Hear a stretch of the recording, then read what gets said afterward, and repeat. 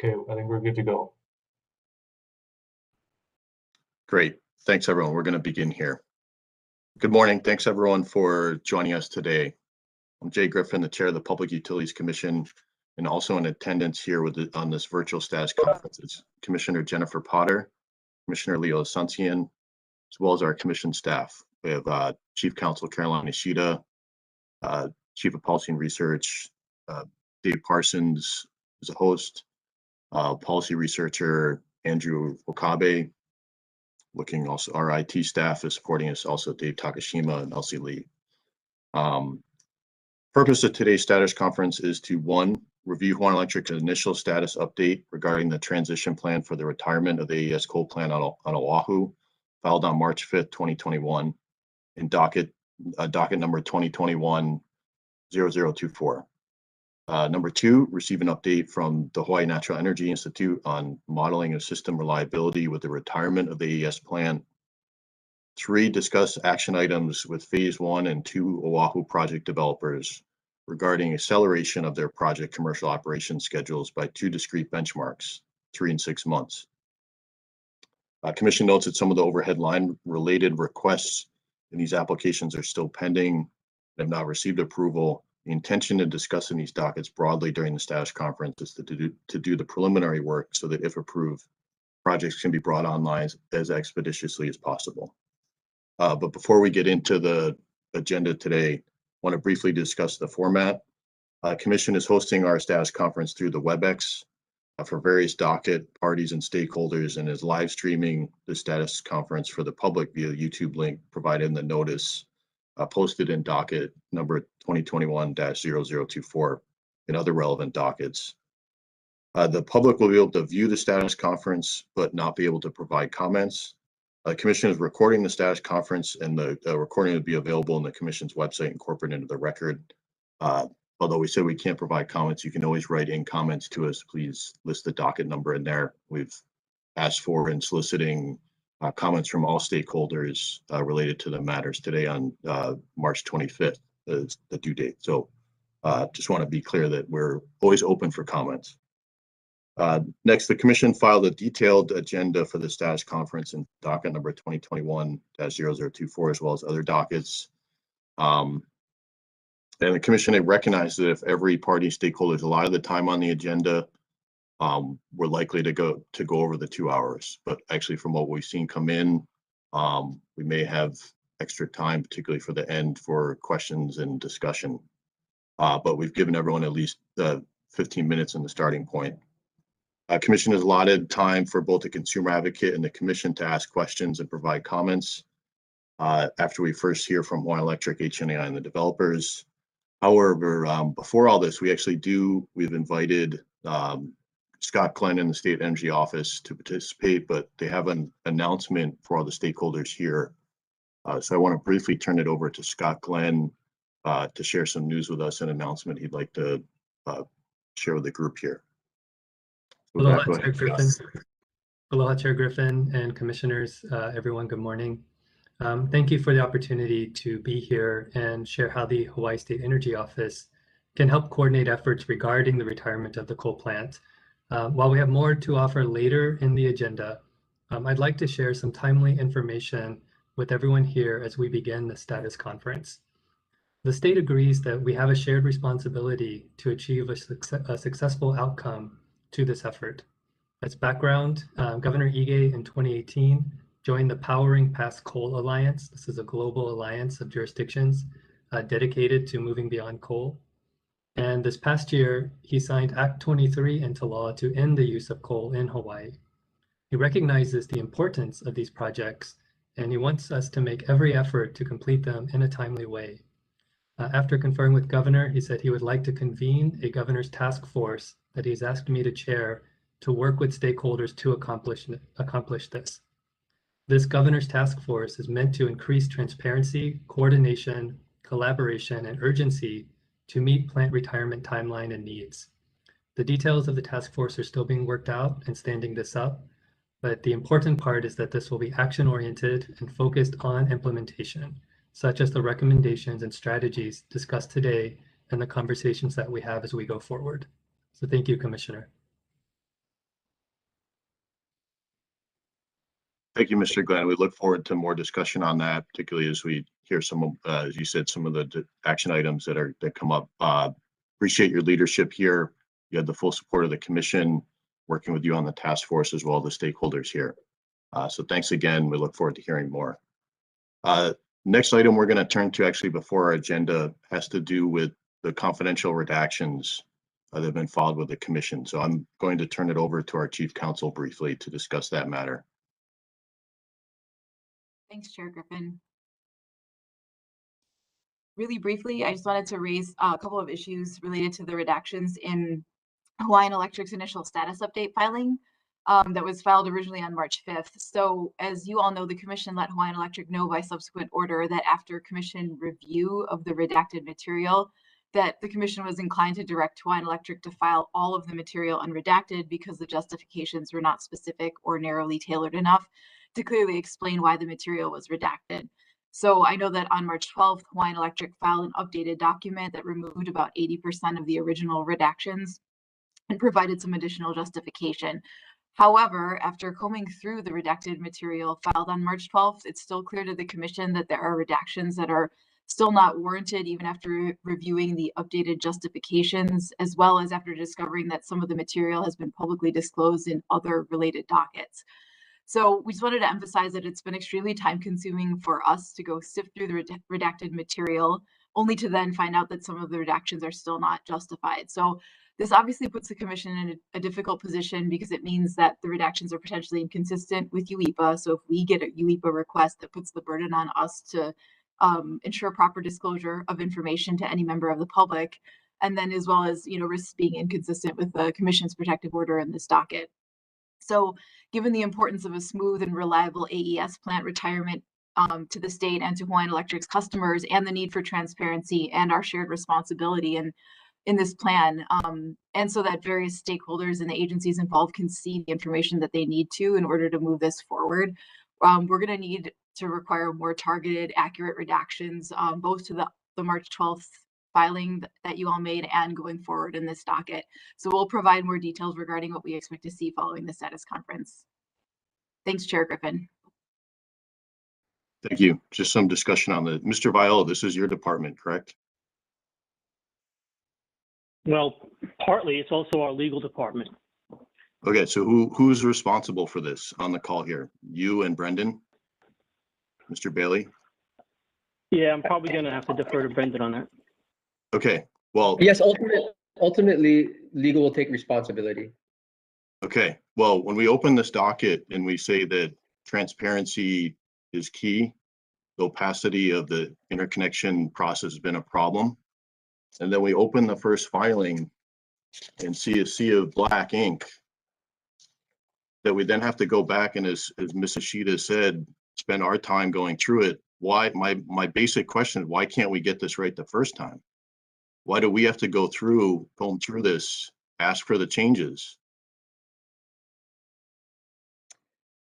Yeah, so my understanding and it's now on the second time. Why can't we get it? Why can't it be right the first time when you submit it to us? Chair, I mean, well, obviously, we intend to get it right the first time. I know there were some. Yeah, but you weren't even close. When what was submitted basically undoes everything you did the first time. It wasn't a few % off. As I was going to say, I think there were some timing issues with the first set of redactions that we put into place. I think maybe Duke Oishi could help me out as far as what we did in that initial filing. But I mean, our intent is to get it right the first time. I understand your concern, and we're going to look carefully at your further direction. And that's going to be our goal, is to make sure we do get it right. Okay, and it's not just this time. I think it's in every filing. The expectation is that it's right the first time. So our chief counsel has spent a significant amount of time last week and over the weekend, and we're going to be sending Hawaiian Electric a bill for this. And again, the expectation is it's done right the first time. Okay, we're going to move on through the rest of our material here. I think Mr. Colton Ching is up next. Yep. Good morning, Chair, Commissioners, and PUC staff, Consumer Advocate, and others. Andrew, when you're ready, could you bring up the slide deck that we sent over? Yeah, and you can stay on the title slide for now. And I'll let you know when we're ready to move forward. Okay. So good morning, everyone. The PUC has asked us to cover our initial reliability assessment in the initial update and proposed contingency actions.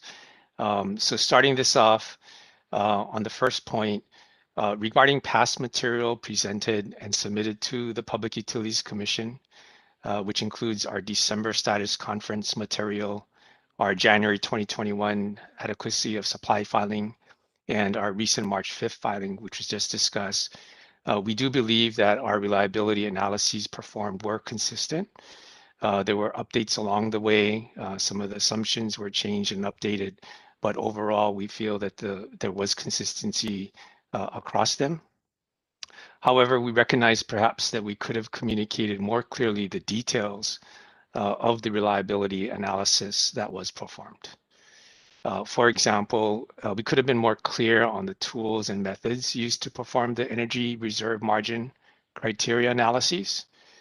We might have given the impression that the same tool being used for resource optimization or resolved used in IGP or integrated grid planning was also used for the reliability analysis when we made reference to the use of IGP material, including our sales and peak forecasts. In actuality, the reliability criteria calculations performed by the company for the energy reserve margins used in our December and January AOS filings uses a Plexos production simulation model to analyze the reserves for every hour of the year in accordance with our new energy reserve margin methodology. I believe Plexos is the same modeling tool that HNEI uses for their analysis, but I'll defer to Rick and Derek on that. Indeed, particularly with the use of our updated data, including updated unit capabilities, updated overhaul schedules, the latest near-term peak loads, the reliability analysis performed by HNEI is very similar to our analysis. And even though different methodologies and reliability approaches were used by HNEI, we were able to preview at the end of last week some of HNEI's draft material, particularly a table that they had developed. And in general, it showed similar results to ours. As the PUC mentioned and discussed previously, there are risks of stage 1 and stage 2 projects being delayed beyond what has been experienced thus far. And we do take it very seriously. Because these things don't always work out as planned, it is certainly reasonable and prudent to consider the adequacy of contingency actions. And I will also shortly get into some of those actions that Hawaiian Electric is working on to accelerate projects. But before I do, I want to note that HNEI's analysis shows that a certain amount of 4-hour battery resources are indeed needed to keep reliability levels to pre-AES power purchase agreement ending levels, or in our analysis to meet the energy reserve margin criteria. Although this amount of storage megawatts in capacity is less than the amount of storage in the combined stage 1 and stage 2 power purchase agreements that we have submitted to the Commission for approval. This demonstrates that we should think about the entire portfolio, including the Kapolei Energy Storage Battery Project, as a robust replacement and solution in totality to allow for the successful ending of the AES power purchase agreement in the event that delays in construction, permitting, commissioning, and other key steps of projects were to occur. In the end, a minimum amount of megawatts are needed to maintain that reliability. Thus, we believe that all of the stage 1 and stage 2 projects that are before the Commission should be approved on the merits of each project, and also with the consideration that the more projects available to provide reliability contributions, the portfolio and the system will be more resilient to unplanned events in the future.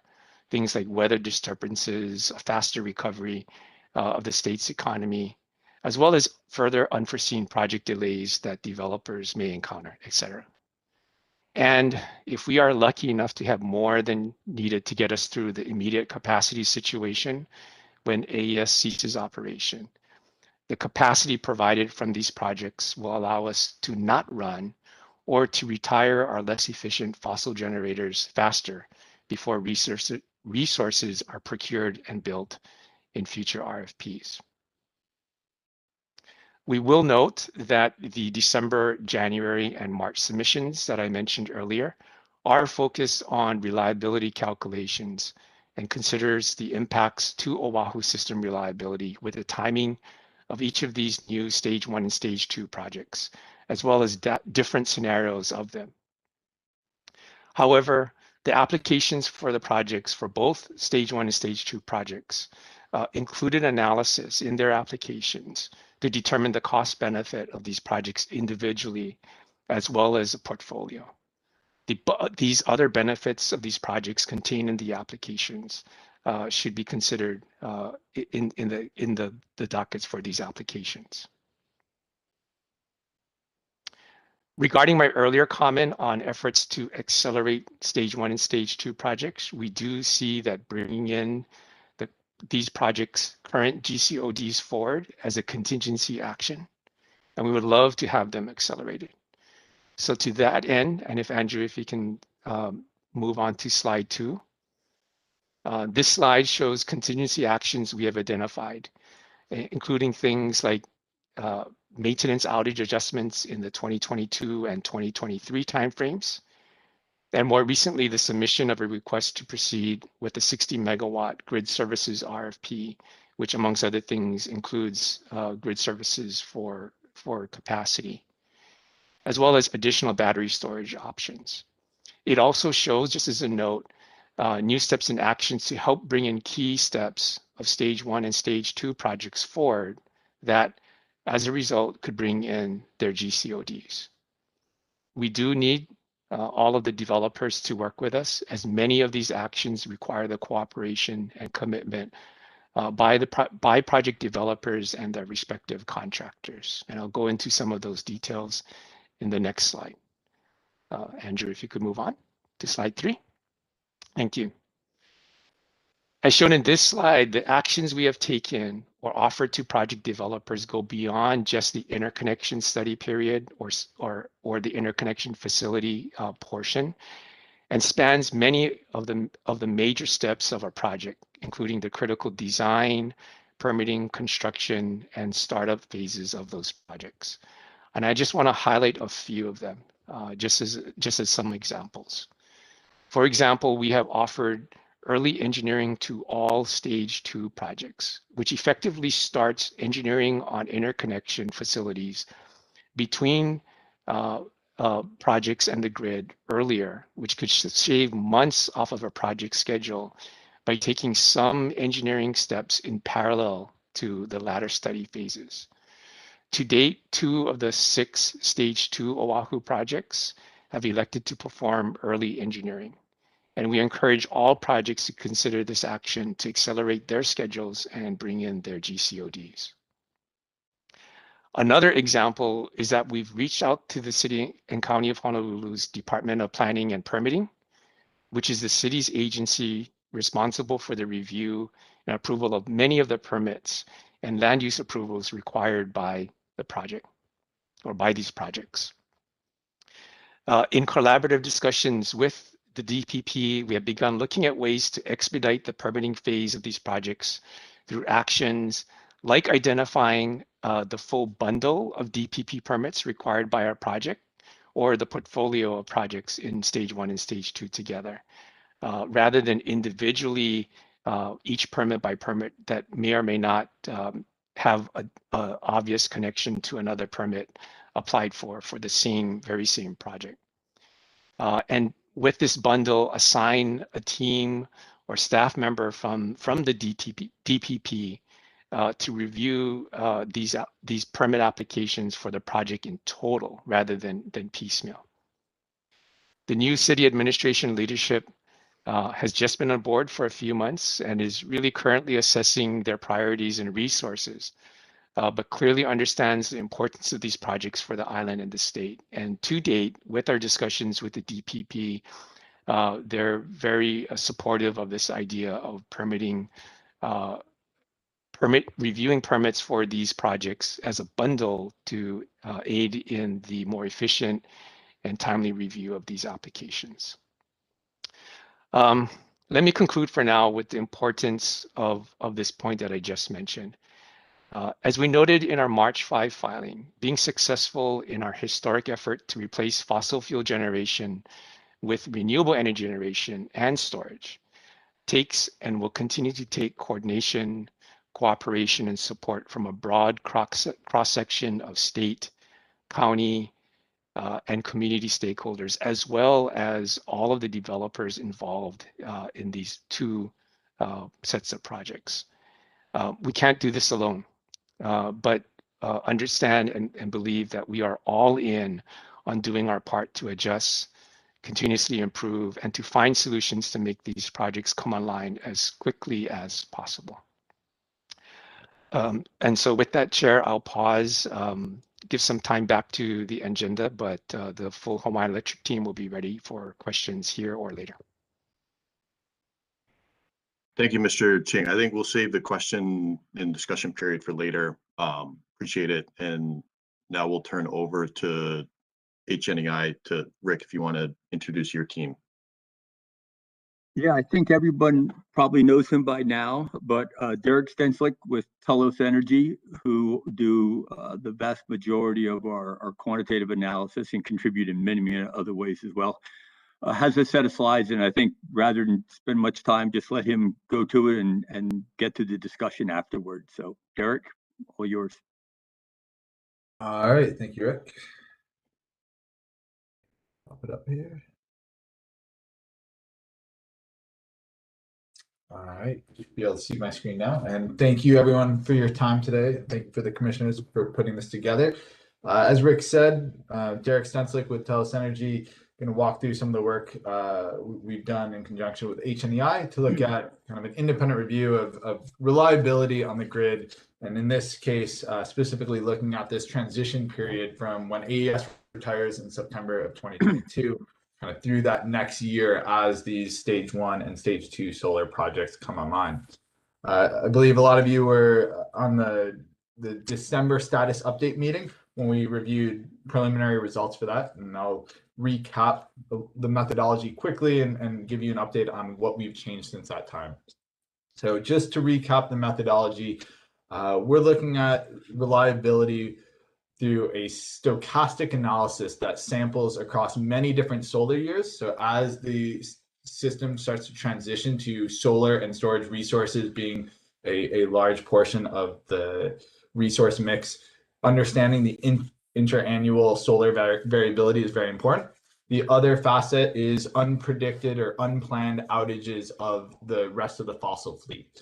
And so taking those two variables together, we come up with a matrix of 252 cases. So for each simulation that we run on the system with a different resource mix, we're running that case 252 times with different weather profiles, different outage profiles, and really underlying that, simulating over 2 million hours of grid simulation for each case that we evaluate. And that gives us a lot of statistical analysis that we can then say, what is the probability there's time periods where there's not enough generation to serve the load. And what this also does, because we're stepping through grid simulation on an hourly basis, we can drill into the results in more detail and look at reliability, not just on an annual basis, but look at it on a monthly basis as well, which can be critical when we talk about a transition where AES retires in September and projects start to come online through the rest of that year. So looking at this on a more monthly basis is important. As Colton mentioned, we used Plexos for this analysis, so similar to the modeling tool that HECO uses in some of their both reliability and production cost simulations. And so that's similar to what I presented back in December in the status update conference. there were a number of updates that we've made since that time. So based on the discussions at that status update conference and new data provided by HECO in the IGP and other filings, we've gone back to the model, made several updates to ideally reflect what the system is most likely going to look like in that 2022 to 2023 timeframe. So that included updating the load profiles and the load forecast based on recent trends and the data provided by HECO in the IGP. We're also aligned on the most recent data for HECO's demand response programs. So incorporated recent updates there. Also changes with certain units getting additional capacity due to fuel switching.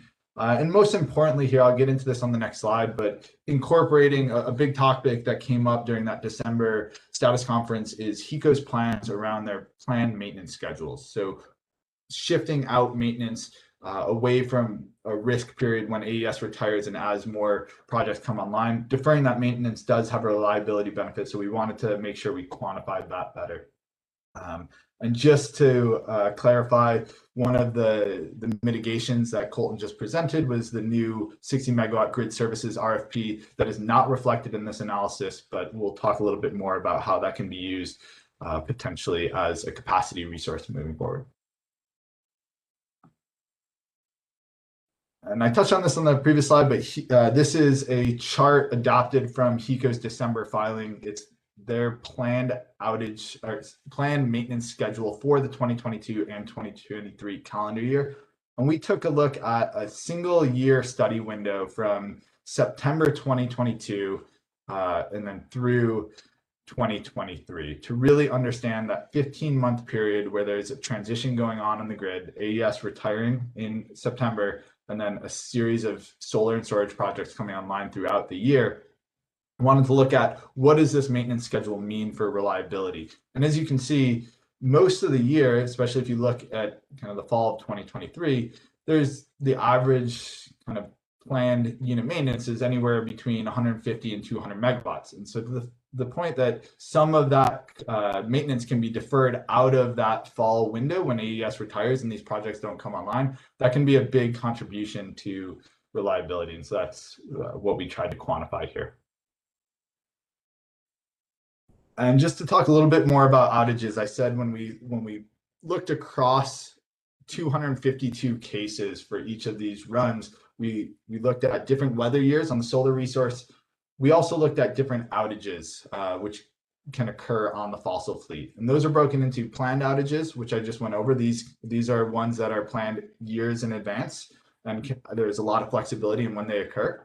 There's other outages, though, that occur with less certainty. So forced outages, these are ones that HECO has no insight that's an equipment failure and they have to take the unit down immediately. And then there's other unplanned maintenance outages where, again, the unit has to come offline with a little bit of flexibility, but has to be taken off for maintenance. And so what the analysis does is looks across many of these replications and looks at, are there time periods where there can be correlated outages, where there's units on planned outages and then some of these unplanned outages all line up, and what's the probability of those happening together? And you can see here, what I want to point out is there's the historical trend, which has increased due to MATS compliance and just aging of the equipment. And you can see the deferred maintenance schedule from that calendar year 2022, September 2022 to August 2023. That decrease in the planned outage schedule does help quite a bit, and it brings down the total outages substantially. We used a 5-year average outage rate for the forced and maintenance outages. And so you can see where these two scenarios that we're going to be talking about fall in terms of kind of within the range of the historical record. So again, the study horizon, September 2022 to December 2023, we looked at that through a variety of cases. And I'll come up with some definitions now because we'll keep referring back to these. But the reference point, which we use consistently throughout this presentation, is looking at a system pretty much as it is today, if nothing were to change, and we looked at that in the year 2022 to 2023. So AES is still in operation, and it's a normal maintenance schedule. So basically, if you didn't defer the maintenance out of that fall period, what would reliability look like? And that's more or less kind of what the system's reliability would look like if these changes didn't occur. Then we look at a series of solar plus storage scenarios. So retiring AES and replacing it with a variety of stage 1 and stage 2 solar. So going all the way from AES retiring and nothing replacing it, all the way up to 170 megawatts of solar plus storage in the stage 1 and stage 2 projects replacing it. And that's what we're referring to here as the base case. We did a maintenance sensitivity to say, well, what happened if maintenance wasn't deferred out of that fall period? What would reliability risk look like there? We did another sensitivity on a higher forced outage rate. So you saw on the previous slide, the forced outage rates have been trending up due to MATS compliance and aging equipment. And so we said, what happens if you got a very high outage rate during this period? And lastly, we looked at isolating the impact and the benefits of the capital A battery. So adding in here, just the capacity portion of that battery, 135 megawatts. And again, did that with AES retired and no solar plus storage going on the system, and then showed that with increasing hybrid solar plus storage. And so this is the results of that analysis. And so again, we run each case hundreds of times across the year, and then we take the average number of capacity shortfall events. So when the system does not have enough capacity to serve load, and there'd be actions taking place, either rolling blackouts or other mitigation emergency procedures. This is looking at what's the probability of that happening across all of those cases. And so we look at the average, and there's a few metrics. There's loss of load expectation, that's number of days in a given year. Again, across 252 years of operation, what's the average number of days where there'd be a shortfall event? Loss of load hours, loss of load probability, and expected unserved energy in megawatt hours. And so you can see we do that across the reference point. Again, that's with AES in and a normal maintenance period. And then you can see when AES is retired and then replaced with solar plus storage in the rows here. And so you can see kind of the takeaway from this table and the chart on the left. The chart on the left is showing that data graphically, with the x-axis being increasing solar plus storage, the y-axis being that loss of load expectation. And again, the reference point, basically where the grid would be without the retirement here in red. And then with AES retired and no replacement, you see the reliability decreases. So your loss of load expectation increases. And then as replacement resources come online or we assume additional solar plus storage, you can see the system reliability comes back to current levels and actually well beyond due to the solar plus storage resources and the deferred maintenance. And you can see that the solid black line, that's with the deferred maintenance. Again, we wanted to isolate the benefit of the maintenance schedule and deferring maintenance out of that fall window. And so that's the dotted line up here. So pretty considerable, call it worth about 80 megawatts of firm capacity just by deferring that maintenance out of a 4-month period. You can see with the deferred maintenance and additional solar plus storage, it would take about 80 megawatts to get back to the current level of reliability, and about 100 megawatts to get it to kind of normal reliability criteria levels. And so I'll pause there for a second and just mention this is an annual look. So this is from September 2022 to August 2023. Now it's important here because it's a transition, and these projects are going to be retired at certain dates and then new projects coming online throughout the year. We wanted to look beyond just the annual number and look at this on a monthly basis across that transition period. So to start that, I just wanted to frame this by looking at recent load, peak load on Oahu. And so going back to 2013, from 2013 to 2019, just plotted the peak load by month of the year. And you can see that peak load occurs generally between August and October. So most of the time it's right in that August, September timeframe. That's when peak load occurs due to, higher temperatures, humidity, more air conditioning loads, and so on and so forth. And that's critical because that's also the time period where AES is retiring right there on September 1st. So that window where AES is retiring is also the peak load window. And so absent replacement, that's where we're going to see generally the most risk. And so in general, it's not always true, but in general, the higher the load, the higher the risk of one of these shortfall events occurring is.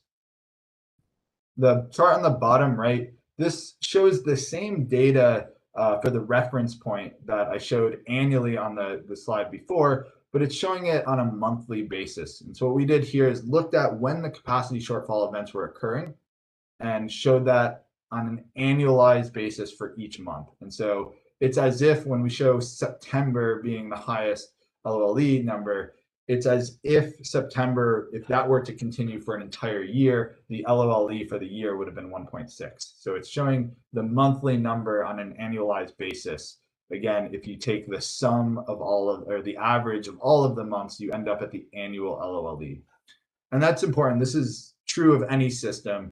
The system risk is not uniform across the year, right? And so there's going to be, if you have an annual LOLE target or an annual LOLE number, there's going to be many months that contribute to that much more than others. And so you can see that here. This is for the reference point without AES retiring and without any deferred maintenance. You can see August, September, October, those are the peak risk months under normal conditions. And so if we flip to the next slide, this is showing it with that same plot, but with AES retired and replacement with solar plus storage capacity. So again, the reference point, the slide I just showed, and then with 12 megawatts of replacement, 50 megawatts of solar plus storage replacement, and 140, so full stage 1 solar plus storage replacement. And what this shows is essentially a timeline, right, of that September 2022 to August 2023. And if I just look at AES retired with only 12 megawatts of replacement, you can see that September time period and the fall time period is about the same level of reliability as the reference point.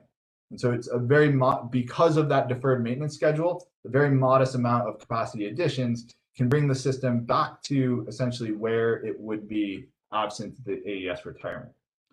And then when you get out of that peak load period into the winter months, into the next spring, because load is lower, because there's more reserve margin on the system risk is much lower, and so LOLE goes down. And you can see it really doesn't start coming back up until the summer of the following year. So summer 2023, you start to see it spike back up. And so this is the maintenance is back in.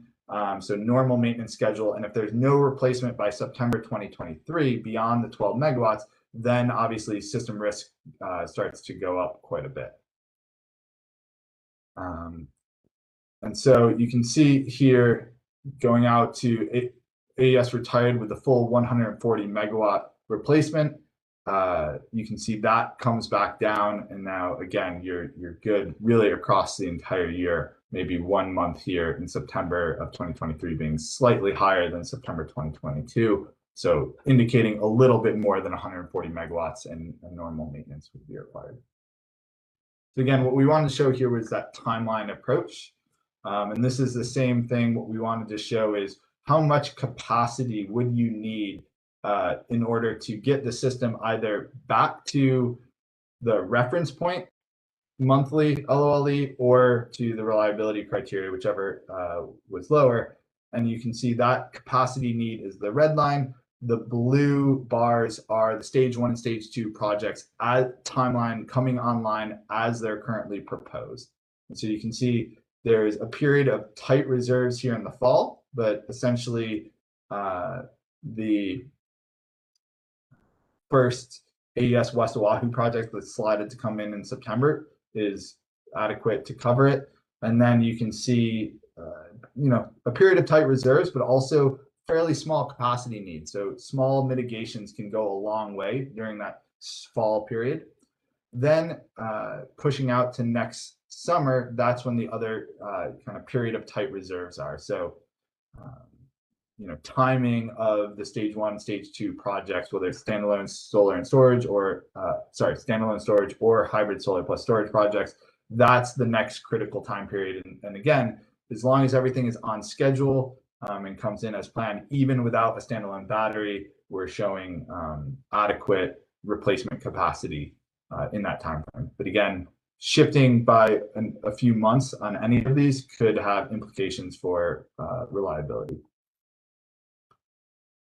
And this is essentially the data shown of that last slide, showing on a monthly basis what was the reference point annualized LOLE, and then what was the annualized LOLE with increasing solar plus storage.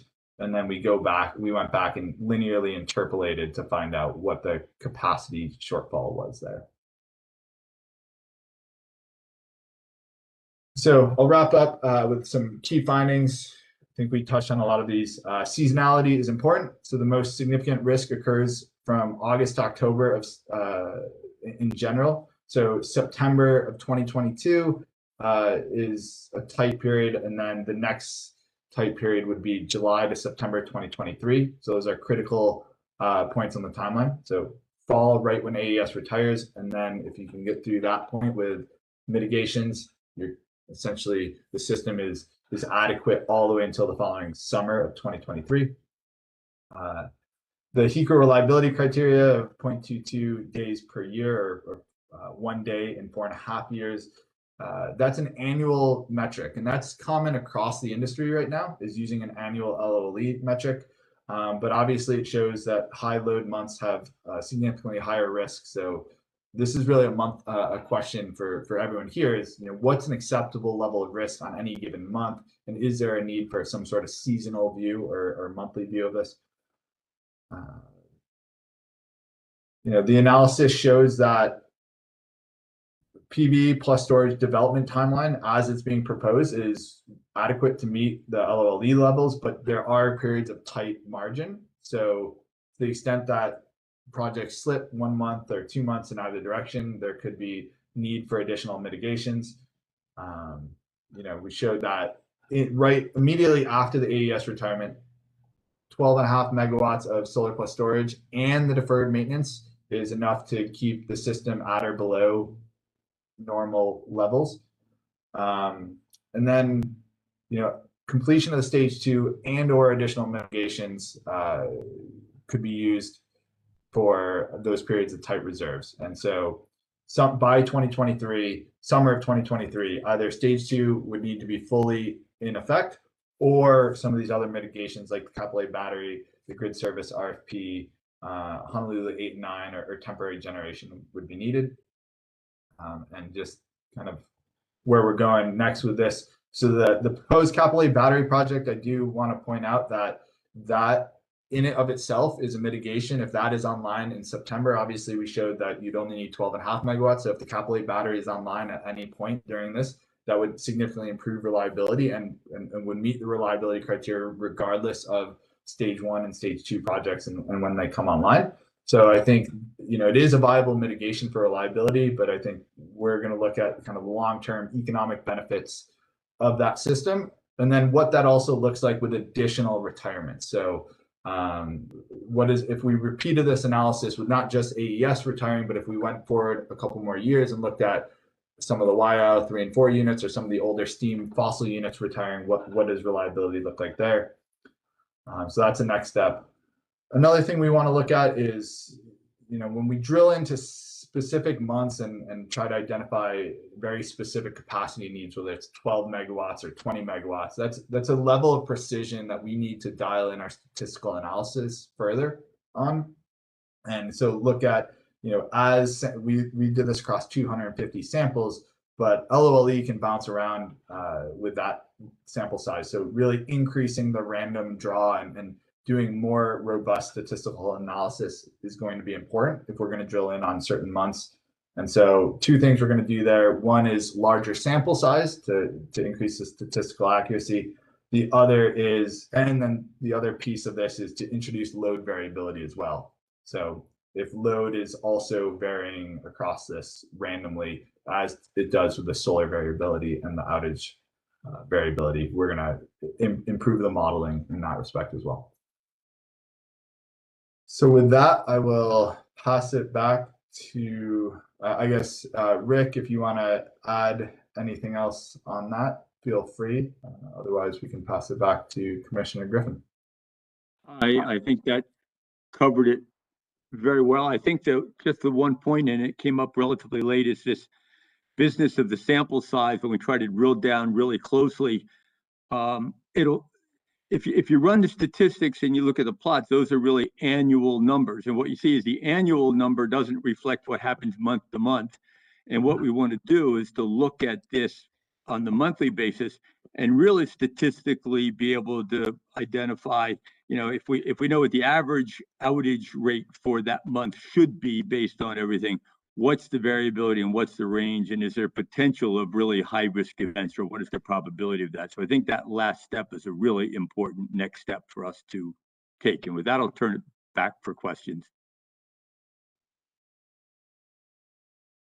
Thanks, Rick and Derek. I think I know we have a number of questions, but we're gonna hold off collectively until the end, just to run through everything. So with that, thanks again to the HNEI Telos team. On our agenda here, we've provided time for each of the approved phase 1, phase 2 developers. I just want to double check my understanding. 174 Power Global, Clearway, AES have informed us they're going to provide their written comments by the 25th. I want to thank Ren for his willingness. He's come here today representing Long Road. So give Ren an opportunity to provide any updates to the commission, potential action items. So thank you, Ren. We'll turn it over to you. Thank you very much. And thanks to all the attendees. To some extent, I feel like, when they call for volunteers and everyone else steps back. As I said, it's appreciated. We understand. So thank you. Well, I appreciate that. And thanks for joining, everyone. This really important conversation. I just wanted to, say that I'm speaking on behalf of Long Road Energy. Appreciate the opportunity to be involved in these projects and for everyone's attention to this matter. Very important, but I do want to just remind everyone the developers, are sort of, to some degree play kind of a small role in this discussion. And I can see why some may, choose not to comment, and that it does put the developer, can put them in sort of an awkward position, but that's not unfamiliar to me. So I'm just going to go ahead. I wanted to, first of all, just an important point about when we think about schedule, independent power producers are all extremely motivated, time motivated to complete projects on time. The sooner we complete and declare COD on our projects, the sooner we can begin getting return on development capital. So in all cases, developers are extremely motivated to complete the projects as soon as possible, regardless of the COD in the PPA. If we can finance sooner, if we can go COD sooner, we can again make a return on the investment sooner rather than later, which is we're motivated to do. Second, the RFP itself indicated a preference for projects that could be online sooner. So we all submitted our proposal with the earliest COD that, I think, and again, I'm speaking for us, but I think you can generalize it to other developers. Everyone was motivated as bidders to submit CODs to bid projects with as early as possible COD dates as requested in the RFP, because there was indicated that projects were preferred that could go online sooner. So I guess that's all to say. There isn't much slack in developers' timelines. We are extremely, we try to be as aggressive as possible. We've been accused of being optimistic in terms of timelines for permitting, for interconnection facilities, for commission approval, for interconnection study completion, we generally try to assume that those are going to be completed as soon as we think is possible. So in all those ways, you know, I think that's in general how developers look at the timeline process. Now that said, speaking to the Mahi Solar project specifically, we are on schedule. The schedule that we initially pitched, we are still on schedule. We're, as a stage 2 project, we're fairly, you know, we're earlier in the process than the stage 1 projects, obviously. We are also working with HECO on some of the strategies that Colton mentioned to advance the timeline. Early engineering. So we have we also have a Pulehu project. We've initiated the early engineering process on that project. We plan to do the same on the Mahi Solar project soon. That allows us to work with Hawaiian Electric Company on the engineering process to get specifically to get the engineering going with this specific sort of interim milestone of being able to get signed off on the company-owned interconnection facilities so we can submit those for building permits. So that's what those 30, 60, 90% designs will allow us to do, is submit those building permits. So we're also working with Hawaiian Electric so that the turn of the drawings and getting comments back and forth, so we can get that done, you know, sooner rather than later each time we turn them back and forth. And then also to submit the interconnection study amendment as soon as possible. So that's after the system impact study is done, facility study is done, it's finalized. There's a 75 days allowed in the contract for us to submit a final IRS to commission. We're going to work with HECO. You know, I think both sides are really motivated on trying to shrink that 75-day timeline and get it submitted as soon as possible. But all that said, we're also, the other thing, we're also working with HECO on the to provide information to help coordinate with the permitting agencies. While the utility back and forth, the utility sort of represents one of the elements in our timeline that indicates how quickly we can get done. One of the other variables is the schedule of permits that we need to obtain, both the land use permits and the sort of the discretionary planning permits, and then also the building and grading permits. But that's a sort of a critical path. You need one, then the next, then the next. And so we are, and it includes county and state agencies. We're working with the agencies. We've had discussions with them, and Hawaiian Electric's also been coordinating from their side. So I'm hoping that will bear fruit in terms of accelerating the review and approval of the projects. But that said, all those together will not increase the Mahi schedule by 3 months. There's just not that much time in the schedule. So even in my most optimistic times, I could not see how we could save 3 months. But we are going to try and save every week that we can. And if we're done 2.5 weeks early, that's 2.5 weeks better. So we're definitely working so that we complete COD before the GCOD. We don't want to run into the GCOD. That's then the developer starts paying liquidated damages. So again, we're very motivated to complete earlier. Also, when we finance the projects with lenders, they don't want to see our planned commercial operations date being a month ahead of the GCOD or less. They want to see at least 3 months. We think we can declare COD on a project at least 2 or 3 months before the GCOD in the contract. So that's another aspect of private development that and commercial financing. Lenders want to see that we can complete the project before the GCOD. So currently we're planning on 3 months ahead for the Mahi project, September 2023, and we're still on track for that. So we don't want it to go any later, but can we save 3 months more? No, even if all goes well. So that's just, and happy to take questions later.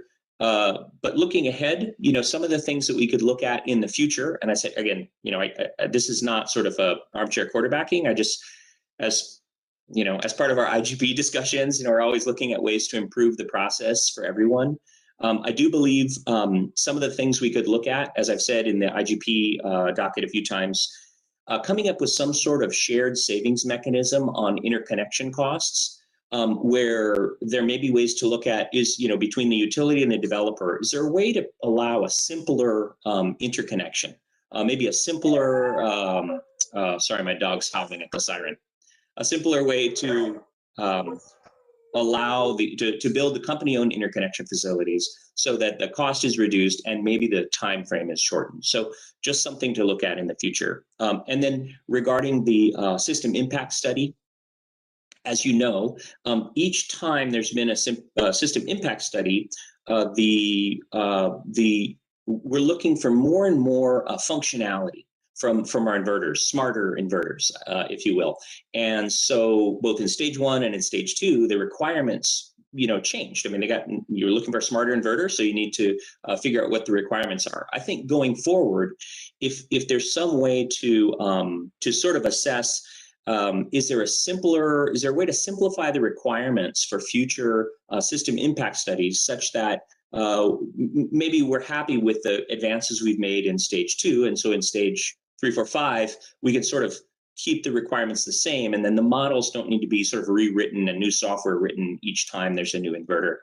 So that may be, or advanced each time. So that may be another thing to look at. But again, this is not for the current process. This is just for going forward. I think we may be able to find some ways to sort of simplify the process and reduce the costs for ultimately for the consumer. So that's my pitch. Thank you. Thank you, Ren. Appreciate it. I know we'll have some further questions for you, so hopefully you can hang around. Again, appreciate your willingness to come and speak. Please submit whatever you can in writing. Also, encourage your, I know they're different companies, but your fellow developers, we'll take in all the feedback. And again, appreciate the help. On our agenda, we've allowed the Hawaiian Electric opportunity to respond to the other presentations and comments. So I think, is that, Colton, your turn here? Yeah, I'll definitely lead it, Chair, but I'll invite others from Hawaiian Electric to jump in. For myself, not too many new or additional comments. Just want to maybe highlight a few things. Number one, I think overall, like I mentioned at the very beginning, we did get to see a version of the slide deck, in particular that red, orange, and green table with the different colored blocks. We got to see a version of that last week. And in discussions with Rick, looking over that, I think in general, their results are quite consistent with ours. But I do want to note a few things related to the calculation of loss of load expectation or what have you. Number one, the way that Telos approached this in some earlier slides, they made reference to Hawaiian Electric's reliability criteria. So I just want to make sure there's clarity in definition. The reference to our criteria and the 0.222 LOLP or LOLE, that's in reference to what we have been calling our reliability guideline. We've since moved away from that reliability guideline to what we call ERM, or energy reserve margin, as a methodology and a criteria. One of the reasons we moved away from the loss of load probability reliability guideline is because, and I think Darren talked to some of this, that the methodology, although probabilistic, was really focused on the peak load. And in reality, you do need to look at the impact to reliability or your ability to provide reliable generation at all hours, right? And account for the greater or lesser ability at hours, the other 87, 59 hours in the year beyond just what you may be experiencing for the peak. So for that reason and others, we moved away from the 0.22 or the 1 in 4.5 years per day guideline. So I just want to make sure that that's clear, that that's the basis that they use. Totally understand why Telos and HNEI use that as a starting point, and that's why I believe they also augmented their analysis by showing not just what that 0.22 provided as a reference, but also looked at historical reliability experience as a reference point as well. One more point related to the reliability guideline, or to just planning criteria in general. I just want to make it clear for everyone. I think most of you on the WebEx know this, but I understand that we have a much broader audience watching by YouTube, that when we do our energy reserve margin calculations for our reliability criteria, or when Telos or others do their independent work providing reliability results, it's a benchmark against either a standard or a criteria setting.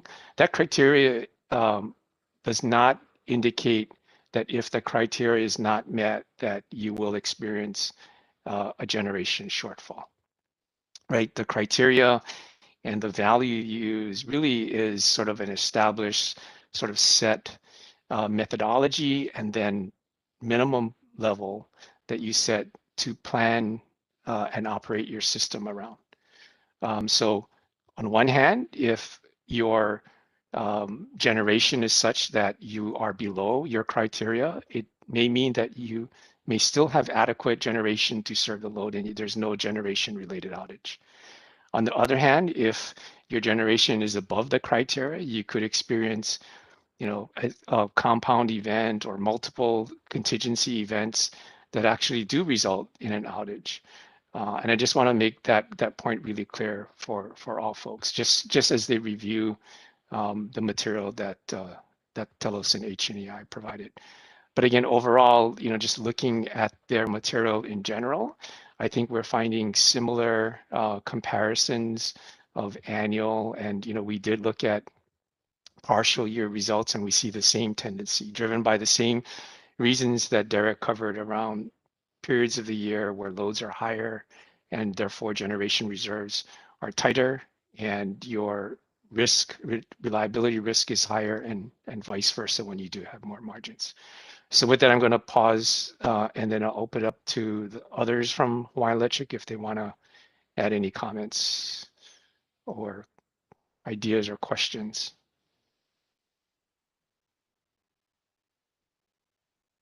No, I don't think there are any others. So Chair, I think we'll pause there. Thank you, Mr. Ting. Mr. Glenn, you're next up, back up.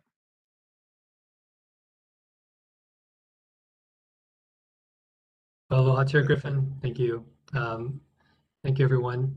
This has been very interesting to hear and encouraging for a lot of the positive steps that are starting to be taken.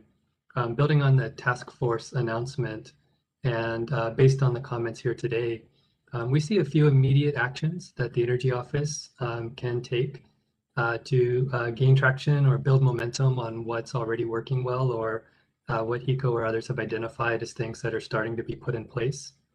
You know, it's encouraging to hear about these opportunities to do work in parallel, such as the early engineering. I think that sounds like an important step.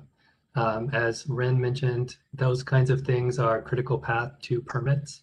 And so having that level of information ready to go with permits can help tighten some timelines up, as well as being able to layer in additional capacity or resilience, such as with the grid services RFP, perhaps also looking at things like additional rooftop or distributed battery in homes could also be other ways to get at helping to increase more sources on the grid.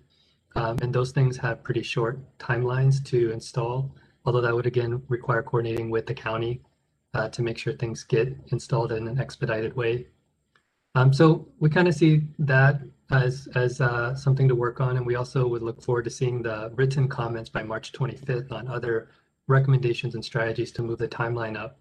As far as the Energy Office itself and the work of something like this task force, to me, I see compiling a master schedule of all the projects would be a really important step, and maybe HECO has this internally, and it's something we can work with them on. But seeing what are all the timelines, where are all the stops at the different state and city agencies, and even the federal agencies in some cases, would be really helpful. Agencies have bandwidths. They can only process so many permits at a time. They have multiple priorities they have to juggle. If we have that master schedule where we know all these projects are moving and when they're going to come to agencies, then we can work with those agencies to make sure that they clear their deck, or they know that this is a priority coming to them, and to aim for this period of time to focus on these reviews. And then the Exhibit 3 that HECO submitted was a really helpful starting point to start looking toward what that master project schedule could look like, and which state and city and federal agencies would be involved. I think the next steps on that is to look at these permits that are required, which ones are discretionary, and in particular, which ones require a board or commission to make a decision on, such as the Land Use Commission or the BLNR.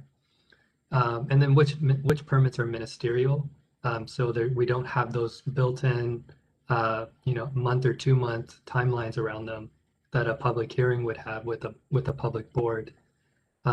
Also, which permits can be done sequentially, or I'm sorry, parallel, versus the ones that have to be done sequentially. Again, to that critical path that Ren mentioned. So, for example, state historic preservation review, when it's applicable, usually must be done before the city can make a decision through its planning commission. That's a critical path item that often has unknown time periods. And so having a sense of when those are coming up and what we can do to help prepare agencies to be ready for when those applications come in. And that's, I think, probably the most direct role the Energy Office can play is teeing DLNR up, teeing the Land Use Commission up, working with DPP, working with HECO and the developers to make sure that we all understand how these projects are moving through the state and city review and pipeline. We are in touch with DPP. We are in touch with DLNR. Chair Case has committed and understands that this is a priority for the state, and switching to renewable energy and ending coal use is a priority for conserving Hawaii's natural environment, which is her public trust responsibility. We're also in touch with other agencies and can be coordinating with the Land Use Commission and et cetera for this. So we see a lot of opportunity here to at least, if to Ren's point, we can't move everything up 3 weeks, through this better coordinated review across all parties involved. Can we save some weeks?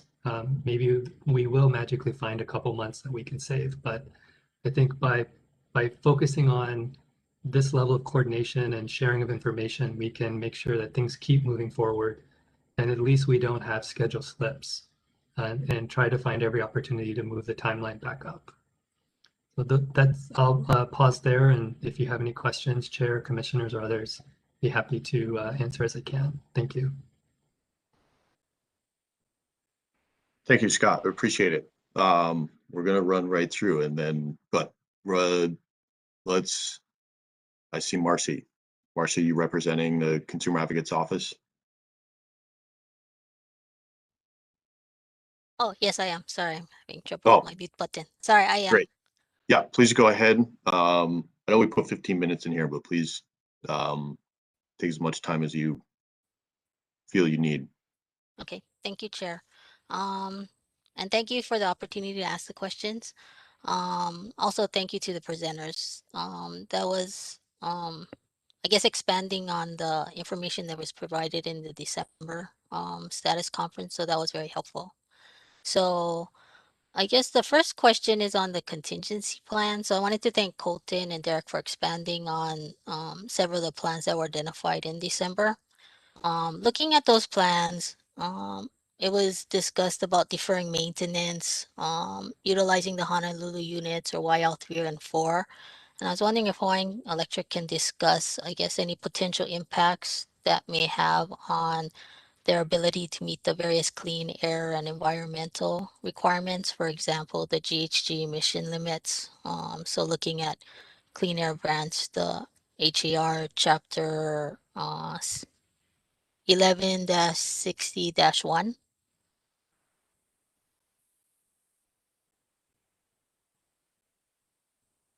Chair, shall we go ahead and answer them? Yeah, thank you. So Yes, I'll try please. to be air traffic controller where needed. So Bob Eisler from our VP of Power Supply. Bob, can you respond to Marcy's question? Sure. And Marcy, if I'm not answering your question, please feel free to correct me, because I'm not sure I totally got it. But while 3 and 4 are still operational, still, we run them when we need to. As far as effect on any permits, or there aren't any. We are looking to try to retire while 3 and 4 as soon as possible. And I think, we're excited about all these stage 1 and stage 2 projects coming on, because if you look at them as a whole, it not only will cover AES going away, but it will allow us to retire while 3 and 4. Honolulu 8 and 9 still have their air permits also. Now, I want to make sure everybody knows that we really don't want to have to use Honolulu 8 and 9 for any kind of contingency. That's kind of a last ditch effort, because we are looking to permanently retire those units also. Now, if we are to use Honolulu 8 and 9 in lieu of other steam units that we have, they aren't quite as efficient, but I don't see any major challenges from a greenhouse gas reduction or permitting standpoint. Let me know if that answers your question, Marcy. Yeah, let me try expand a little, Bob. I guess it's more because there are the limits, yes, set to the 1990 limits. So I guess if you have to run these units more, or it wasn't anticipated to run these units, I guess, have you folks given any thought on how to maintain those GHG limits? Yeah, I can tell you that if we had to use these units, that would not affect our ability to meet the requirements that the state has put out for greenhouse gas reduction.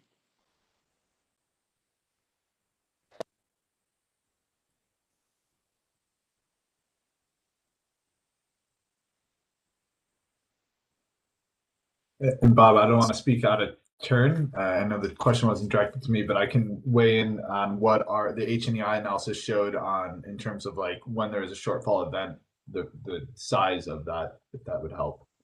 But, Oh yeah, that would help. Or sorry. Yeah, I don't want to wait. I think when we look at any of the mitigation options, whether it's across the board, we're looking at they would still be very rare events and occur for a very short period of time in an emergency situation. So whether it's reactivating a unit or using some other emergency mitigation, we're talking it would be a very rare event that would last only a handful of hours. So it's not like you're going to swing any of the results on an annual basis. Because the generation being run is not to meet, I guess, a longer term need. Even if there are delays in the stage 1 projects. Well, from a greenhouse gas standpoint, and AES would be going away, so we'd be taking away the greenhouse gases that they put out. We'd be substituting that with other units that, quite frankly, would put out fewer greenhouse gases per megawatt hour than AES. So from a total greenhouse gas reduction standpoint, replacing AES with other fossil units when needed isn't going to increase greenhouse gases. Of course, our goal is to replace that energy as much as possible with renewables. But what we're talking about here is if those renewables are delayed. So the overall effect on greenhouse gas emissions would not be such that it would prevent us from meeting the goals that the state has put out.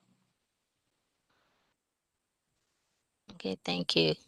And just sorry, not to belabor the point, but I guess I'm just trying to get an assessment of, because AES provides a significant amount of energy onto the system, I guess going back to Derek's point, I guess that even with these mitigation measures, you're only looking at, I guess, certain situations where the mitigation measures would need to be run so that the impact would not be that great on the GHG emissions.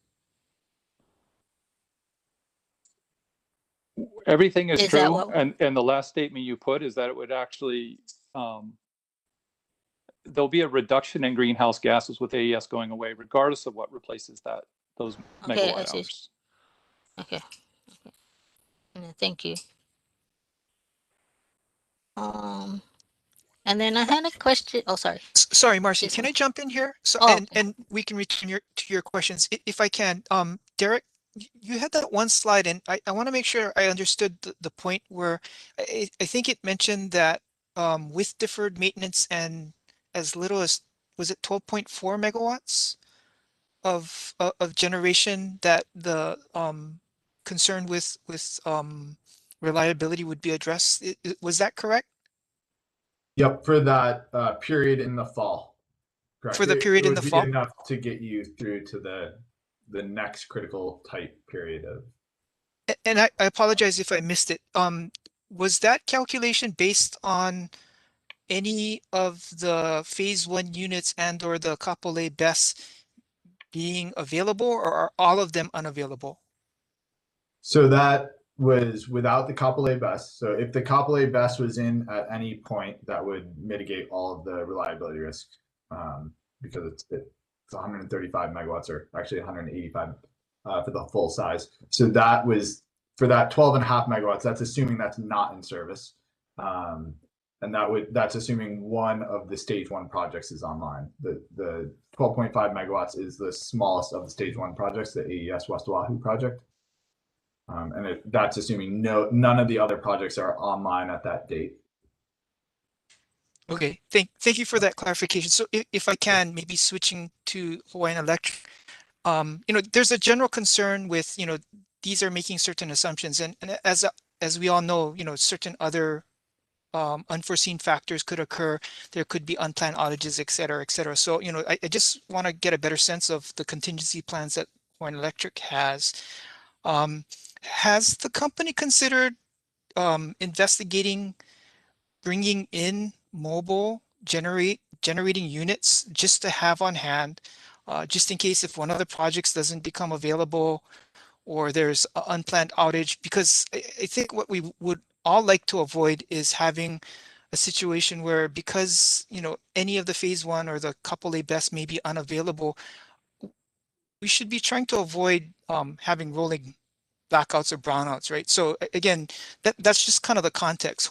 So Hawaiian Electric, have you guys looked into bringing in, say, mobile, again, that's not the ideal solution, but to avoid having rolling blackouts, has that been looked into? Hey, Bob, let me start first, and then you can add into it to Dean's question. So Dean, thank you. This is Colton. I think we did look at what kind of resources we could bring on a temporary or interim basis. In looking at bringing in, mobile or temporary generation of sufficient number, dozens of megawatts level, to provide additional capacity for a period of time.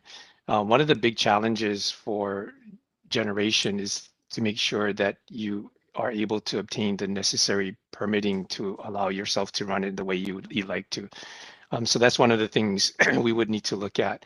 And for that reason, I know that the power supply guys, led by Bob, and Bob, please expand on it, looked at the idea of bringing in temporary storage to provide capacity for a period of time, because the permitting is much lessened. There's no sort of air permit requirement associated with it. And that's one of the things that they identified and listed as the contingency action.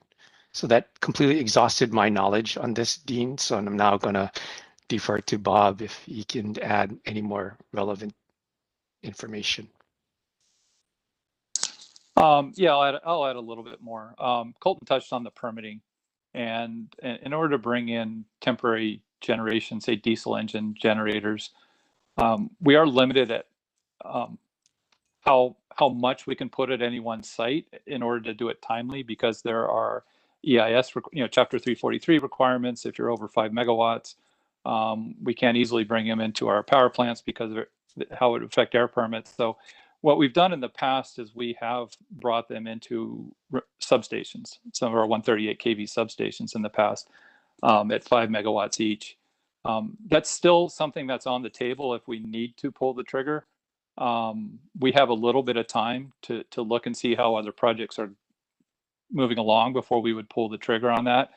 It's not super simple because of it's not just the generator. You got to bring in the fuel. You got to set up a bunch of other stuff. You know, there are some challenges with it. So as Colton mentioned, we also said, hey, it's it might be way easier to bring batteries in somewhere and hook them up, because then you don't have the permitting issues. I will tell you that bringing in batteries on a temporary basis is very, first of all, there's not that many people who will rent you batteries, and it's very, very expensive. And in fact, it's so expensive that we looked at it and said, that's why what we offered up in our filing was, you know, if people are interested, we're not saying we have to do it, but one possibility would be to install the 20 megawatt battery at Westlock. But that takes time, and, you know, one of the, and so that's not something that we can just wait to start in the summer, because we've got to get regulatory approval, and then it takes time to get the batteries and everything. So we've been trying to think along those lines as to what we can do. Everything takes time. But as of now, those options are still on the table, but eventually they go away just because of timing. Yeah, no, thank you. And Colton, you did touch on two of my follow-up questions, so I guess I don't have to ask them in the way that I anticipated that I would need to ask, in terms of whether there would be any permitting issues, as well as, you know, the company's investigation of possible mobile storage instead of mobile generation. But again, from the context of making sure that there's sufficient contingencies in here, and this isn't a question, it's a suggestion. You know, I would suggest that the companies continue to look at, you know, these other options, you know, in terms of the permitting that might be required. Maybe, you know, as it relates to whether there would be permitting issues, putting more than one. And, you know, I certainly encourage the company to look at whether or not you can put mobile generation, if that's what it is, at different substations, or if AES is no longer going to be generating at all, you know, whether or not the AES site could be used to put some mobile generators, as well as continuing to look at, you know, mobile storage as a potential contingency, rather than looking at a potential situation where we would be looking at rolling, you know, brownouts, blackouts, just because we have inadequate supply that was that could have been mitigated by other plans. So I just kind of throw that out as a suggestion. Thank you. Commissioner, may I make one comment? Go ahead, Rick. Dean, in regard to that figure you were referring to, what that showed was that if the first solar plus battery went in, you know, and again, it's an analysis, so it's whatever the confidence in the analysis is, that restores the system to basically the level of reliability that we currently have during those fall months. And so it's not that if when AES, and that's because there is the availability of the other thermal units still in the system, and then we go into a period of relatively low load. One of the questions, so that was shown in Derek's plot as a region of limited reserve. That's not to say it's worse than what we currently operate during those months. It's that after we build out more of the solar plus storage, we actually have an excess of reserve relative to where we currently operate some months, or certainly to where the criteria are. So one of the questions is, so basically it says the system's not going to be worse than it is now, but one of the questions is, are we really satisfied with where it is during those September, October months, or do you want to have some additional reserve capacity in the event that the forced outages would be beyond what historically has been seen? You know, in that analysis, we have looked at, you know, the last 5 years of forced outage, which is higher than the previous 5 years. We have run some cases where we looked at the very worst year, but if that year was worse than any year that has historically been there, then you may not meet the requirement where you'd be. Now, going back to what Colton said, that still doesn't mean you would have an outage during that month. It just means the probability of it is higher than it currently is now. And so it's a matter of what risk are you willing to accept. One of the things our analysis does allow us to do is to look at it in those higher risk situations, and at least from a modeling perspective, identify the magnitude and the duration of the outages that might be expected given the random outages of units that could occur. And then it can help guide that, do you want a bigger buffer than is shown by that analysis?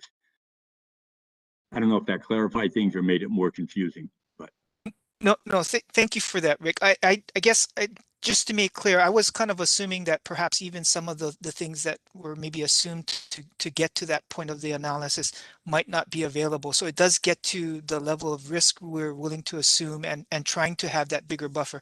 And if I can, just to clarify, I know that, I would be remiss not to mention that I know we have other ongoing efforts in other proceedings, such as looking at demand response and grid services that are additional contingencies if some of those things don't come to fruition. But I'm just looking at expanding the potential contingencies we could and should be looking at, so that if there are certain, forced outages and other factors that maybe don't lend itself to that first combined PV storage being available, what can we do? What should we be doing to avoid that situation where we'll be called in front of, the legislature or whatever? What happened? Why are we looking at rolling blackouts? So just kind of wanted to provide that context. Thank you. Yeah, I would agree.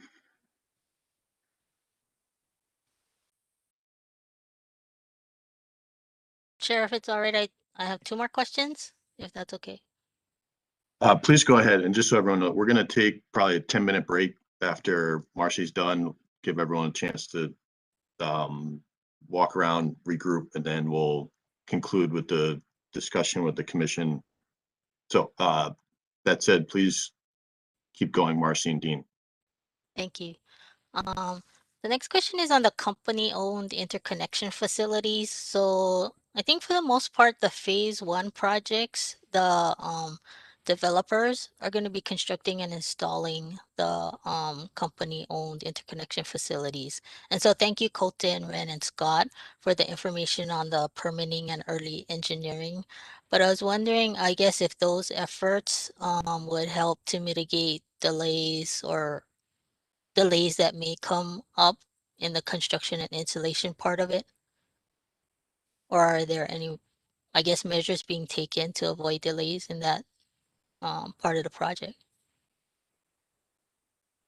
So Marcy, let me take a first pass at it, responding for the company, but then I'll invite others from Hawaiian Electric who are more, more familiar with this at a detailed level to speak as well. And then I'll defer to Ren if he's willing to speak as well from his perspective as a developer. But interconnection facilities in general, Marcy, whether it's company owned and company built or developer built that will be turned over to the utility, those interconnection facilities all have specific requirements for design and permitting and construction. And to, I think, some of the points made earlier, right? You need to do the upfront analysis to determine the requirements of the interconnection facility. You need to do the engineering of the design of the facility enough so that you can proceed with things like ordering of long lead equipment items, transformers and breakers and things that take a long time to manufacture and deliver. And then enough so that you can actually properly seek out permits and other approvals using that, right? And then you finish up the design, you ultimately go through the various permitting processes, and at the end of the day, have everything at hand so you can begin construction ultimately to operate.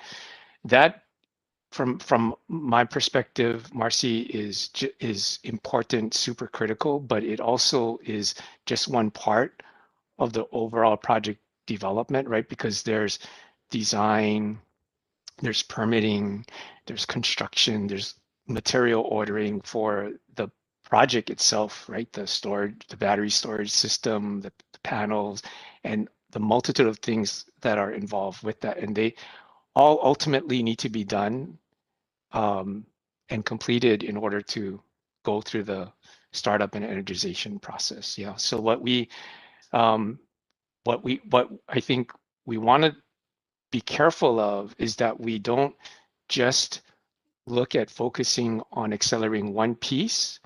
And by doing that, even if you're successful, you may not be able to accelerate the overall project getting into service earlier because something else becomes the critical path item overall, right? So you got to look at on a broader basis. And that's why I said what I said in the beginning, that you really, for us at the utility, we really need to work hand in hand with the developer, because there's a lot of things on a project we don't control, we don't do. There's a lot of things that the developer is relying on us, and we need to work together collectively along with everyone else involved, right? The contractors, permitting agencies, to make sure that ultimately you get to what is the discussion topic here, like things that can bring the commercial operation date forward.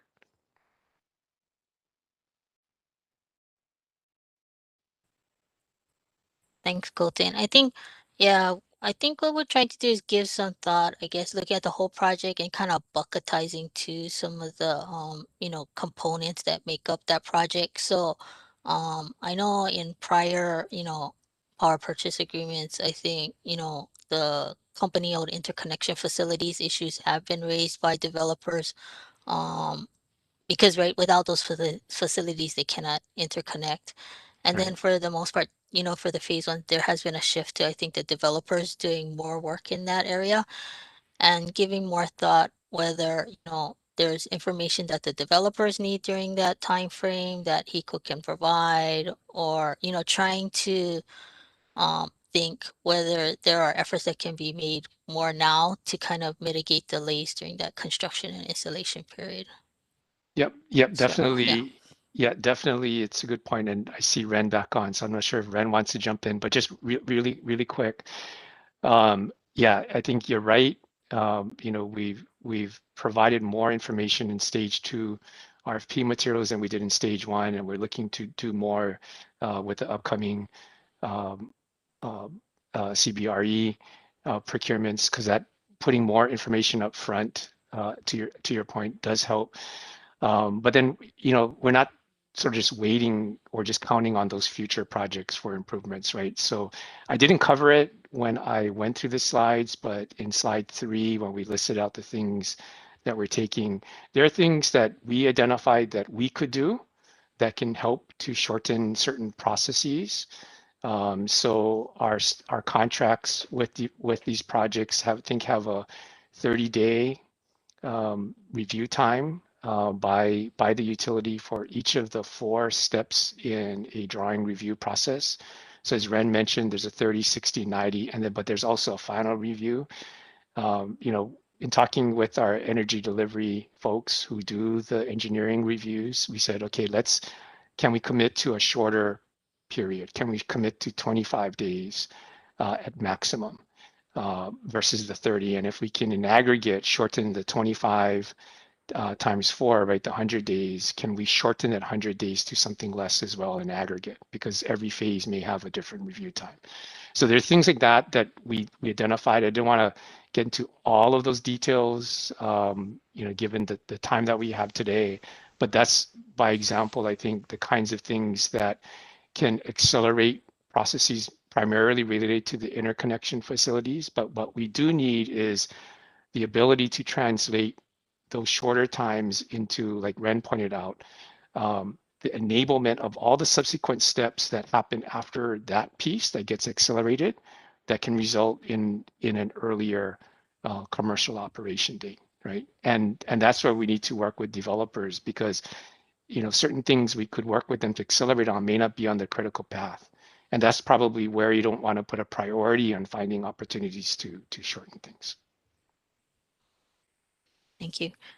And then I guess, sorry, one last question, and this is more general, and it's related to, I guess, the HNEI's presentation that they did the last time, and they touched upon it here about the extended weather events.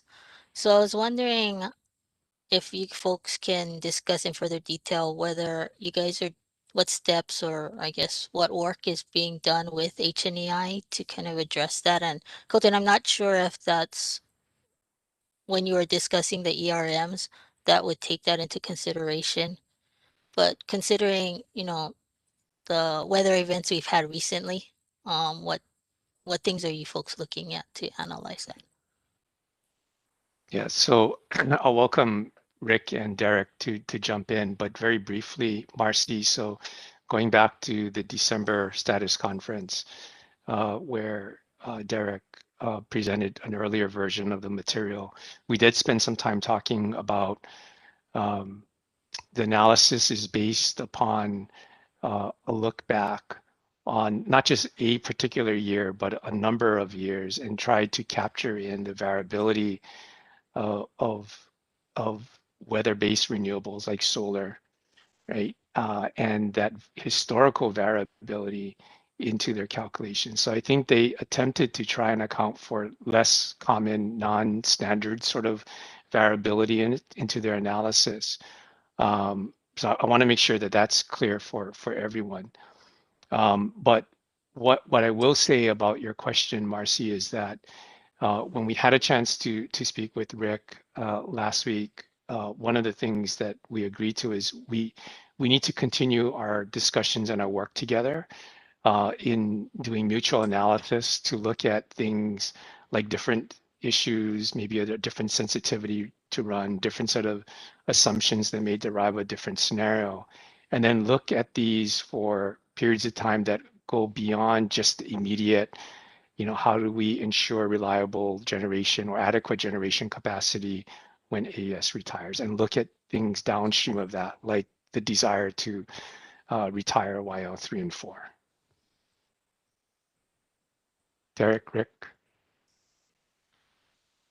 Yeah, I can just add to that in terms of the analysis, like Colton said, we did look back and try to incorporate 21 years of chronological solar data across the island. So tried to get a large sample of historical weather. Now that doesn't say that the future weather is going to mirror that, but we think that's a broad range of different weather profiles that come through, and we're able to kind of align that with things we're seeing today. Now there's always we're not necessarily trying to simulate extreme weather events or kind of resiliency topics where there could be a catastrophic storm that rolls through. That's kind of outside the realm of this analysis, but it does pick up on many years of solar data and does pick up on multiple days in a row with low solar output.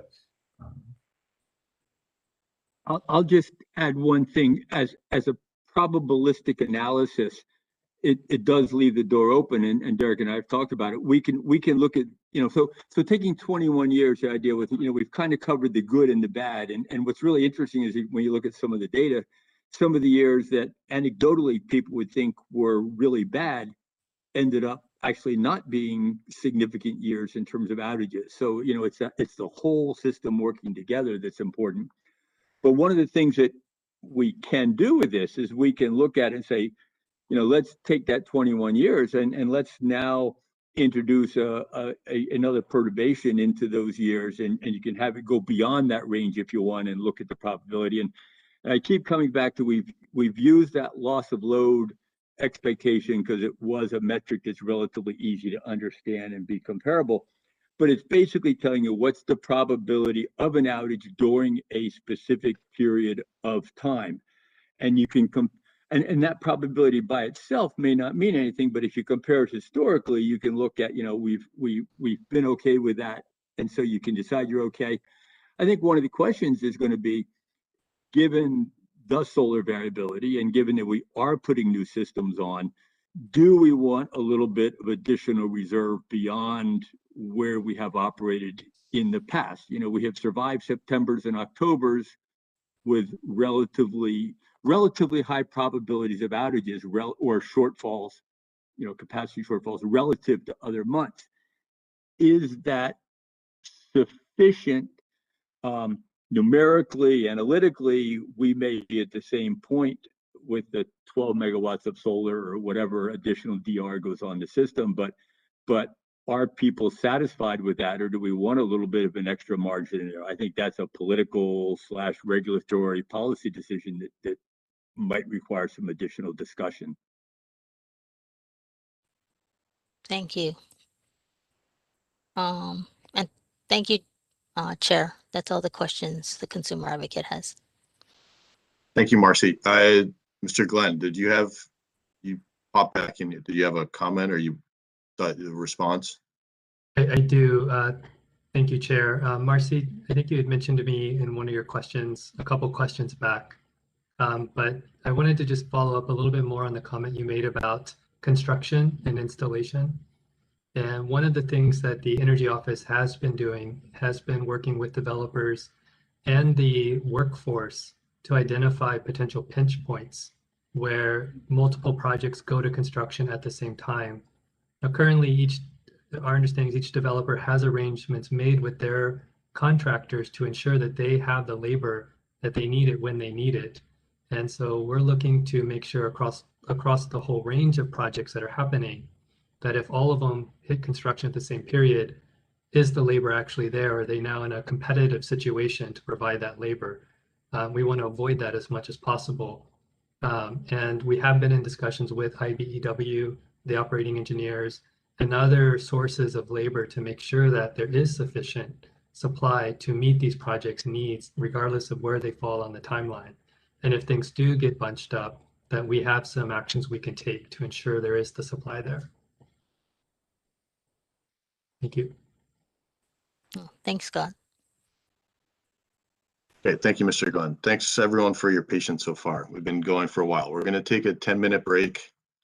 We're going to resume promptly at 11:51, according to my watch. And we did give some warning that we may run over. So if people want to eat take bag lunch and eat while we continue, no shame in that. We'll power through and we'll close with our questions from the commission and final closing comments discussion. Thanks, everyone. See you in 10 minutes.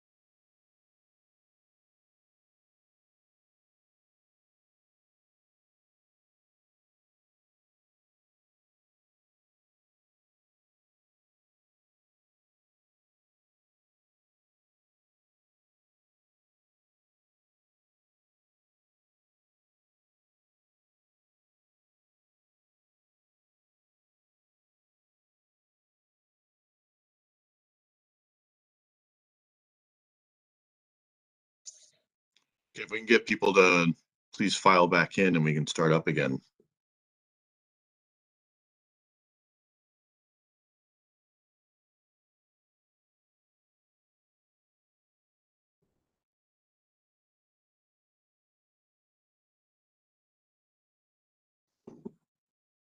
Okay, I'm looking at, there's Dave. How are we doing with the live stream?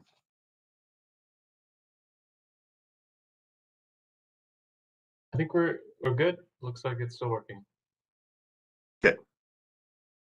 Looks like we have key folks on the Hawaiian Electric side. So we're going to start up again with the commission. Dave Parsons, our Chief of Policy and Research, is going to go first. So please go ahead, Dave. Okay, thanks. So Colton, I wanted to touch on the reliability analysis a bit to start with, and I'm in looking at the adequacy of supply report. As you mentioned, you have the ERM analysis as well as the Rule 1 and the loss of load probability. And I think if I read it right, the ERM analysis shows that even without any new projects, the reliability criteria would be satisfied in 2022. And if the renewable projects come online, even without standalone storage, all the reliability criteria are satisfied throughout the study period. But it seems like the LOLP analysis is not consistent with that in the results showing that the reliability criteria are not met. And so I'm wondering if you can explain what is driving that divergence, and if there's any concern about sort of those inconsistent results. Sure. Thanks, Steve, for the question. And I'll ask Mark Asano and Robert Uyuntin to join in with the answer. So I think your general description of our AOS filing comparing the ERM calculations against the loss of load probability or the reliability guideline are correct. The reason for differences is that the loss of load probability or the reliability guideline calculation is really looking only at the peak load for the year that it's evaluating. And it's looking at the probability of serving that peak load for the year, given a number of probabilistic variables, the generation that's available, the units that are on maintenance, units that would experience unanticipated derates or outages, whether it's a maintenance or forced outages that will reduce the amount of generation that's available. And it looks at the probability of being able to serve that peak load at a probability level in which you will not experience a generation shortfall more often than once every 4.5 years. So it's a totally appropriate methodology when you have generating resources of unlimited energy behind their capacity, and of resources that are traditional capacity resources versus variable renewable generators. And again, it's only looking at the peak. And because we know we are already adding a significant amount of variable generation that are not fully dispatchable, because we are now adding energy storage and grid services that provide a certain amount of capacity, but not on a continuous basis, right? There's an energy limit or time limit associated with that. We migrated over to the energy reserve margin methodology to better account for these newer forms of generation, to better that's the right way to put it, to better capture their reliability contribution, right? To not understate their ability, at the same time not to overstate. And the ERM was built largely around that. And the ERM methodology, therefore, takes into account these different kinds of resources. When we established the ERM, we did benchmark it against the loss of load probability. as a basis to determine what level of energy reserve margin we should set our criteria for the ERM at, which is 30%. And make sure that the methodology there is sort of calibrated to at least something we understand, even though we know we're using two different approaches that try to solve a desire to better capture results. I believe for the AOS, there might have been different assumptions on what resources were available in years when we did our ERM calculation versus the loss of load probability, but the specific details of that escape me. So I'm going to ask Mark or Robert to jump in to maybe elaborate a little bit more on what I said. Okay. Thanks, Colton. This is Robert Wivington from Hawaiian Electric. Yeah, just want to reiterate what Colton said. There were a little bit of different assumptions. So in the Hawaiian Electric's loss of load probability calculations, the future stage 1 and stage 2 projects were not included. Right, so the comparison to the energy reserve margin scenario would be the energy reserve margin scenario that was without the future generation and storage projects. So in that sense, the directional analysis is consistent. Right, they both are short of the reliability criteria.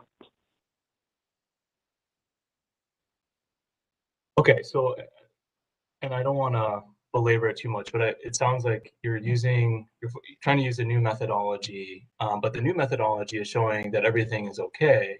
The old methodology that focused on the peak is showing that the criteria is not met. And I guess, that I'm just... sorry to interrupt, Dave. So the comparison would be in the Hawaiian Electric's adequacy of supply, there was an energy reserve margin scenario that was called without future generation and storage projects. So in that case, there were some years from 2023 to 2024 and 2025 that actually failed the criteria. Right, no, right. I'm talking specifically about year 2022 for that. But I guess where I'm trying to go with this, I guess, is that, Colton, you mentioned that, you think the reliability analysis that the company has done is consistent with what HNEI is showing, what the company is showing is that, everything's okay in 2022, not to worry. In 2023, well, as long as we get some of these renewable projects on, we don't need the storage, everything's okay. But HNEI is showing that there are these periods with extreme risk, particularly in the September to December timeframe in 2022, and again in the summer of 2023. But that's not reflected in the company's analyses. And so do you agree, or do you think that there are these high risk periods that's not being captured in your reliability analysis? Do you have a way to kind of drill down into those high risk periods and do sort of more focused analyses to try to capture what's going on in those timeframes? So Dave, I think you're referring to some of the charts that HNEI showed where they had some of these tall bars of high loss of load expectations in certain months. And subject to confirmation from HNEI, those risk calculations really were risks that the system would experience in that month when you try to do a loss of load expectation for that month and do a sort of annual equivalency of that. But for that month, without the resources that we are talking about today, in other words, without the addition of stage 1 and stage 2 resources, and this is the risk that you would have, and you could address the risk, lower it down, bring it back to sort of pre-AES ceasing operations. When you introduce the contributions from the stage 1 projects, that's my interpretation of what they did. And that is not inconsistent with our analysis. So we did provide information on an annual basis, so it's a little bit harder to discern. And we certainly can take back your comment or your request and do monthly calculations. The model actually does it. We just didn't show the data in that form. And I think when you look at on our inner information behind the AOS report itself, we see that without, and just focusing on ERM for now, right? Without the addition of the stage 1 and stage 2 projects, the annual result may be okay, or maybe at a certain level, but that doesn't mean that for a given month, the risk, say in the late summer or peak months, are much higher than what the annual aggregate number would be. And so we can do that, provide tables using what was already done for the AOS to kind and demonstrate that. And that's why I feel when we looked at that table that HNEI shared with us last week, we kind of see that same trend where reserves on a monthly basis look pretty good once you get past the 2022 peak and into the low months of 2023. But when you get into the summer where loads increase and then now we have to do more maintenance, that the risk does go up. And I think that's consistent with our analysis. One more thing, Dave, I know we're kind of tight for time, but on your earlier point about why is LLP saying one thing and ERM for 2022 specifically saying something different, I think that starts to get to some of the limitations of the loss of load probability, because again, it's just looking at the peak. So it's not really looking and taking into account the outage risk that occurs after, on days or months after the peak for the year, after AES goes offline, right? Because it's only narrowly looking at that peak. And so it doesn't have that fidelity and breadth to look at those kinds of situations like ERM does. Okay, yeah, and I think the peak period is one of the concerning periods. So I think that's part of the confusion that I guess I have about what the diverging results there are.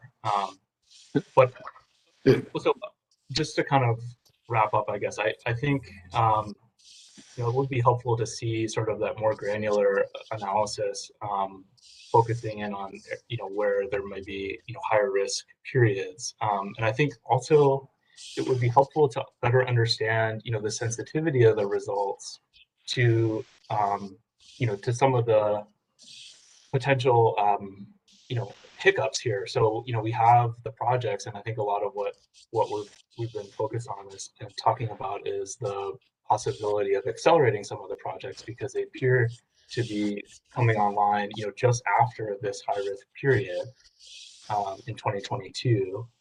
But I think also it would be good to look at somewhat like the forced outages and the other kinds of potential issues that could come up that could really affect the actual reliability. What you mentioned, that there's just because the reliability analysis says that it's all good, which is what I think your analysis is telling you, doesn't mean that there couldn't be factors that kind of come together to make that situation different. So hopefully that's something that we can talk more about too. Sure. The last kind of question I wanted to ask was just about the slide that you shared about the different ideas that you have to potentially accelerate the timelines for these projects. Which again is just one potential tool in the toolbox. Seemed like it was focused on the stage 2 projects, but doesn't address, I think, the concern about that September to December 2022 timeframe. So can you talk a little bit about what specifically for stage 1 projects could be done to accelerate the timeline to bring those projects online? I mean, even what the analysis that HNEI shared seemed to show is that even 3 months acceleration of those projects could potentially help to provide extra cushion there in those high risk periods. So what can we do? What does the company think can be done specifically for the stage 1 projects? Yeah, Dave, thanks for that question. So on slide 3, where we have those chevrons and the examples or the identification of things that we identified to improve the schedule and process of getting a project through operation. That wasn't intended to apply only to the stage 2 projects. These really do more broadly apply to all of them. Now, the example I gave around early engineering was just an example around stage 2, and I apologize if I gave the impression that this is only limited to stage 2 projects. To the extent that stage 1 projects, however, are further along in their process, then of course the opportunities, if you guys can recall the left-hand side of that, are ideas that we identified early in the process. To the extent those stage 1 projects are already past that, past the SIS, past the facility studies, then of course, they're not going to be able to benefit from some of those ideas, but all of the back-end stuff around design review, permitting and construction startup, that really applies to all of them. Okay. The last question I have is around in the filing that you all provided on the 5th, there's a table 2B, which is focused on the stage 1 projects, and it shows sort of the construction start date and various other milestones for those projects, which, like you mentioned, are more advanced, so they're beyond the PPA and interconnection study stages. Can you address sort of the gap here between between the energization milestone and the GCOD milestone? I wasn't able to kind of glean from the table, I guess, what might be affecting those timelines, and in particular that gap between when the project is energized and when it achieves GCOD or COD. And so can you address that table specifically, and what prospect there is to as was discussed, perhaps the developers are interested in achieving commercial operations as soon as possible, not necessarily at the guaranteed milestone. Can you talk a bit about that table? Sure. If I can ask Greg perhaps to respond to that question, Dave, and I'll invite Jim Alberts, who graciously joined us, even though this is no longer his job, to join us, and maybe can add in as well. Hi, Dave. Yeah, thanks for the question. So I think just to clarify, energization is the first step towards commercial operations, and so in order to be able to do all of the testing, acceptance testing, control systems, acceptance testing, all of that needs to get done before we can safely integrate the project into the system. It obviously needs to be energized first. So that's maybe where you see the gap in the schedule there. Is that helpful? Yeah. No, understood. But I guess I'm asking, except for some of these projects, the gap is, a couple of months, 4 months, some of it, 8 months or longer. And so I'm wondering if there's a possibility to, to accelerate things in that window, or what would account for sort of the differences in the timeline there. Sure. I mean, I think we're looking, at all stages for opportunities to accelerate. I think the developers have built into the schedule, in some cases, doing construction that's not related to testing, beyond the energization date. There are things that they need to finish punch list items and things like that. So I think that's all being accounted for already.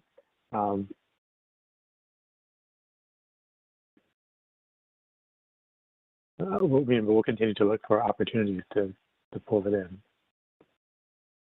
And, a lot of times the testing phase is there for a reason, right? We'll see, what's working, and if it's working the way it should once the energization happened, and we're able to do those things. So it's that's a necessary and important series of steps that need to take place.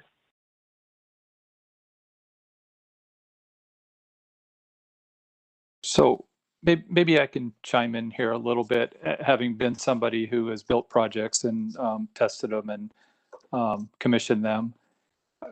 It's absolutely an area that has potential to move projects up, but there's no guarantee.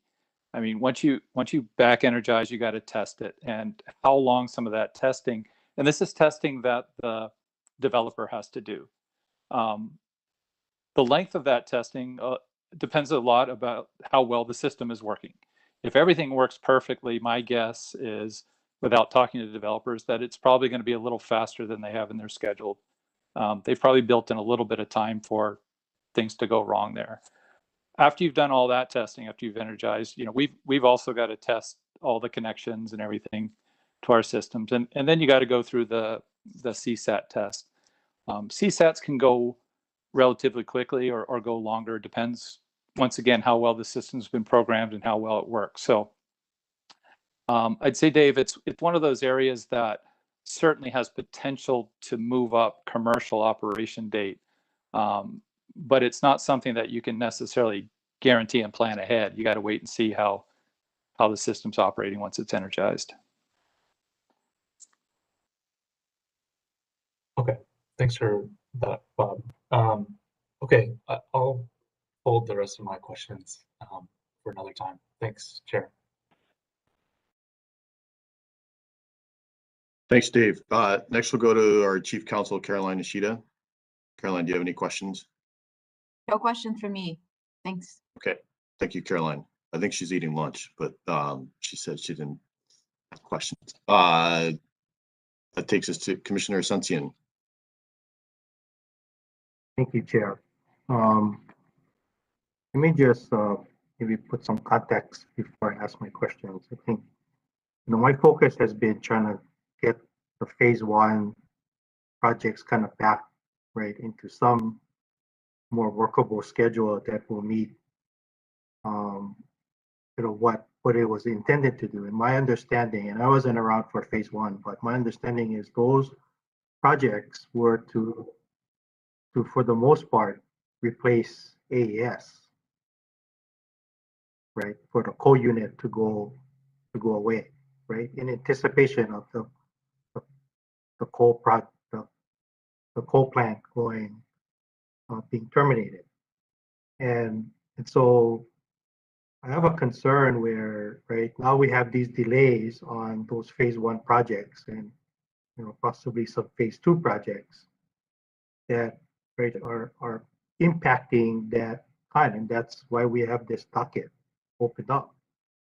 So what I wanted to hear, and granted we haven't got all the comments yet, right? They're going to come in by the 25th. What I wanted to hear really was, are there any concrete steps we can take today, right? Because a lot of what I heard today is like, okay, we still got to talk about some stuff, or we still going to, right, punt it to a task force and look at things that might not be ready for I don't know how long until you can implement it, and then we can get it back on track. So given that, right, that's the context. I don't have a lot of questions, and maybe Dave kind of touched on some of them already in his questions, but I wanted to go, and this is more quoting on your slides that you presented, and taking a look at, so your slide 2, right, the contingency actions. If we were to accelerate, right, the stage 1 and stage 2 projects, and I assume in there for that status, right, that includes looking at, right, what we looked at prior, right, which was the interconnection processes, right, working with the developers on how we can better or accelerate that particular process. But if we were to chop off 3 to 6 months, right, are there any of these contingency items that would go away, or do we still need all of these things to happen?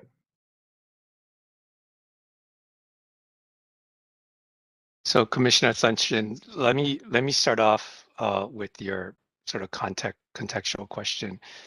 The stage 1 resources when we launched the RFP was not intended to be resources to replace AES.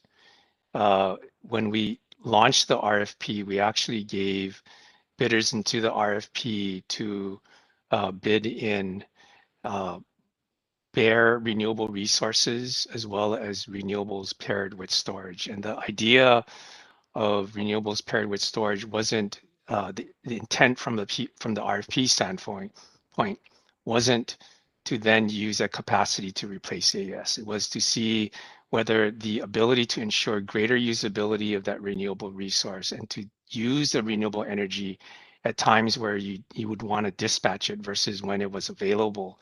We wanted to see which actually created a greater value for our customers. At the end of the evaluation, we determined although those projects with storage were more expensive in the PPA, they provided more value and were a better choice. So given that decision in the RFP, which I think gets us to this topic now, is you want to leverage their capacity, their the capabilities of them because they have storage paired with them to provide reliability contributions when AES goes away.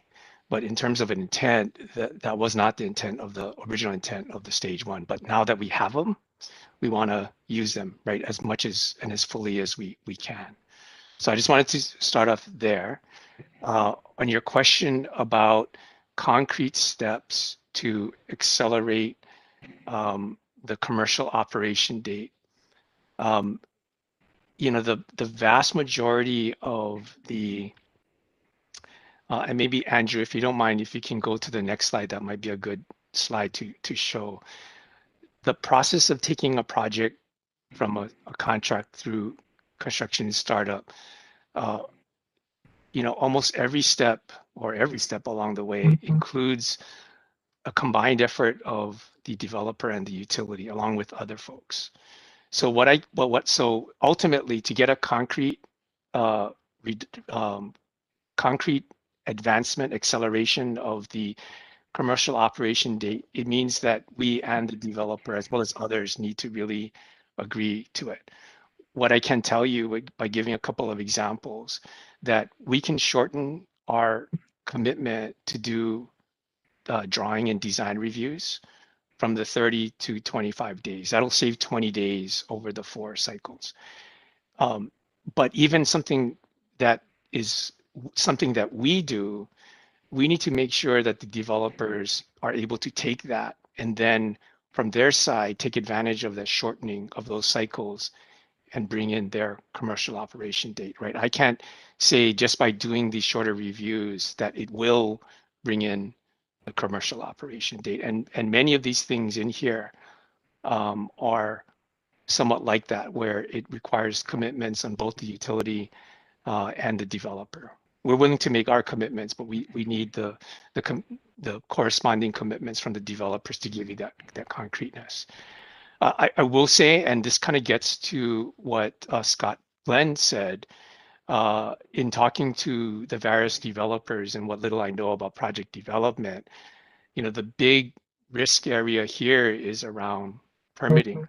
There's a lot of uncertainty built into the permitting process. And I think developers therefore have built in certain assumptions of how long these permitting steps will take.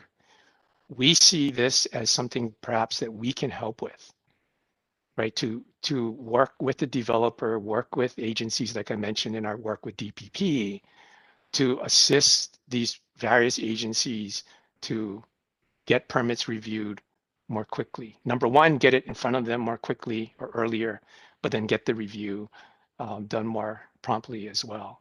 And that's why I just loved what I heard from Scott Glenn about a task force that will bring state and county agencies to help with that, because I think that's a big schedule uncertainty that we're all working together with. Okay.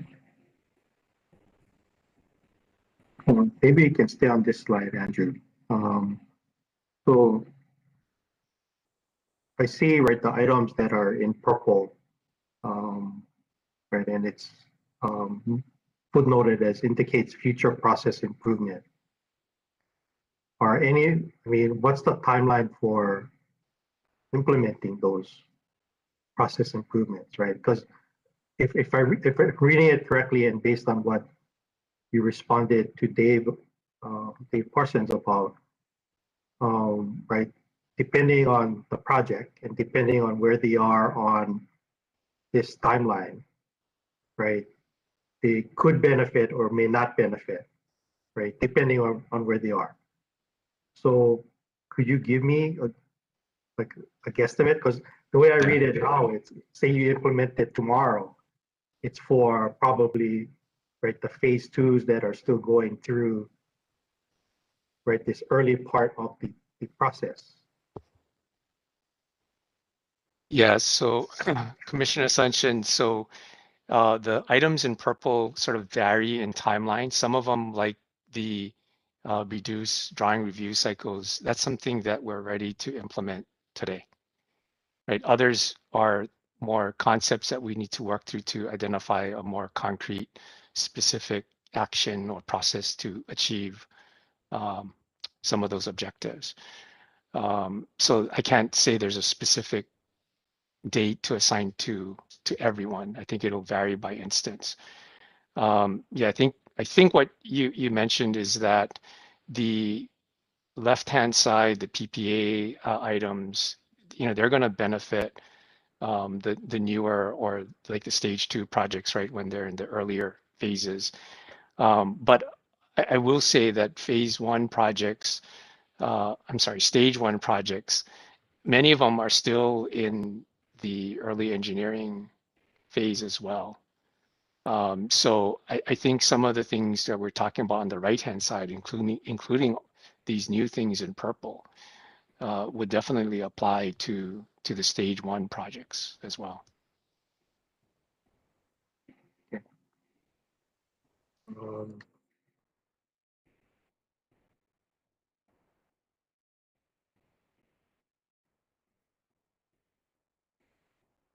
That's all the questions I have, Chair. I yield back. Thank you. Thanks, Colton. Thank you, Commissioner. Thank you, Colton. Commissioner Potter? Thank you, Chair. Aloha. Colton, I think I have a lot of questions for you. You just said something that was pretty disturbing in your response to Commissioner Asuncion. You stated that the stage 1 projects were never intended to replace AES. I'm going to stop there. Going back down memory lane to about 2019, during the process of standing up phase 2, we had to work with the utility quite extensively to increase the capacity that they were going out to bid for in order to cover AES. So we knew, back, although stage 1 may never have been intended to replace AES, you were well aware that there was going to be capacity and energy that needed to replace that. But certainly by stage 2, you had all the information that you needed in order to prepare for that. So what was your plan to replace AES, if not for these projects? Yeah, so Commissioner Potter, great clarification, and I do need to apologize that I wasn't as precise and clear in my response to Commissioner Asuncion. The stage 1 projects were intended, and then when we scoped them initially, was to target the acquisition of renewable energy that met what we identified in our PSIP, and then expanded to cover for what energy on average that AES provided to the system, the energy, okay, which does factor into a reliability calculation, but is really looking for the energy. And it's because we were targeting the energy production as a target, we allowed bare renewables as well as renewables plus storage to be eligible for that RFP. I interpreted Commissioner Asuncion's question around replacing AES, and I apologize for perhaps not being precise enough. When I made the statement that stage 1 was not intended to be the replacement for AES, I was thinking it from a capacity and reliability standpoint. The provision of capacity and reliability was part of what we sought to do in the stage 2 RFP. One of the things, right? There were other things that we were looking to do in stage 2, but having resources that were either paired, that allowed grid charging under certain conditions, or grid connected, grid charge storage systems connected in certain ways, were the specific facets of the stage 2 RFP that we sought from bids to provide the capacity and therefore the reliability or the resource adequacy contribution that we were losing with AES's PPA terminating. Having said that, we're still going to get energy from the combination of stage 1 and stage 2 projects that provide energy that would have otherwise been dispatched from AES, but not necessarily in the way that AES would be dispatched.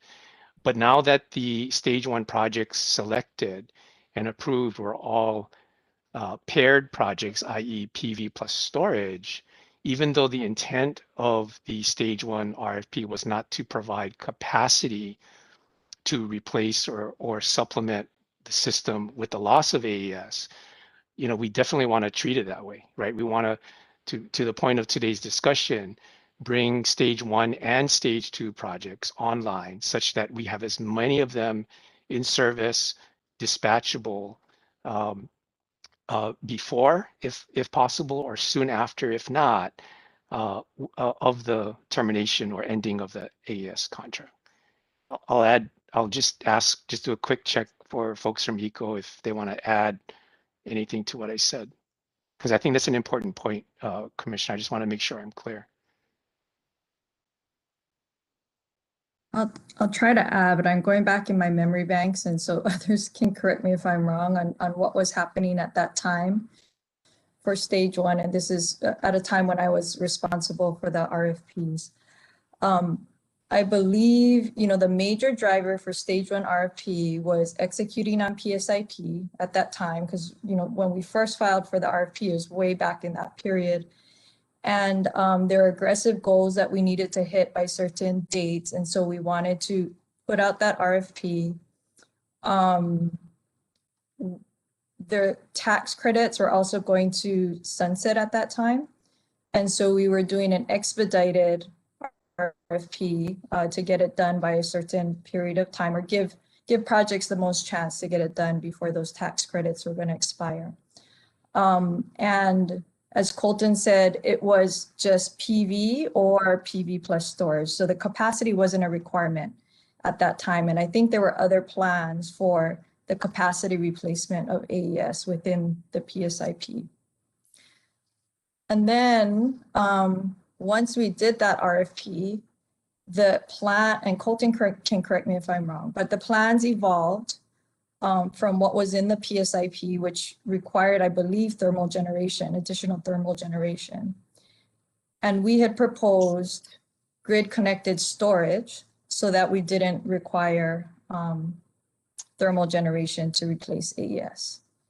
I think that those plans were rejected either formally or informally, I can't recall. And I think that's where we got to and we're going to do stage 2 RFP anyway with storage. And then that's where we did this, you know, broader all resource type RFP to determine what would be the best outcome to replace AES. I'm not sure if I stitched that all together correctly, Colton, but that's what I can recall.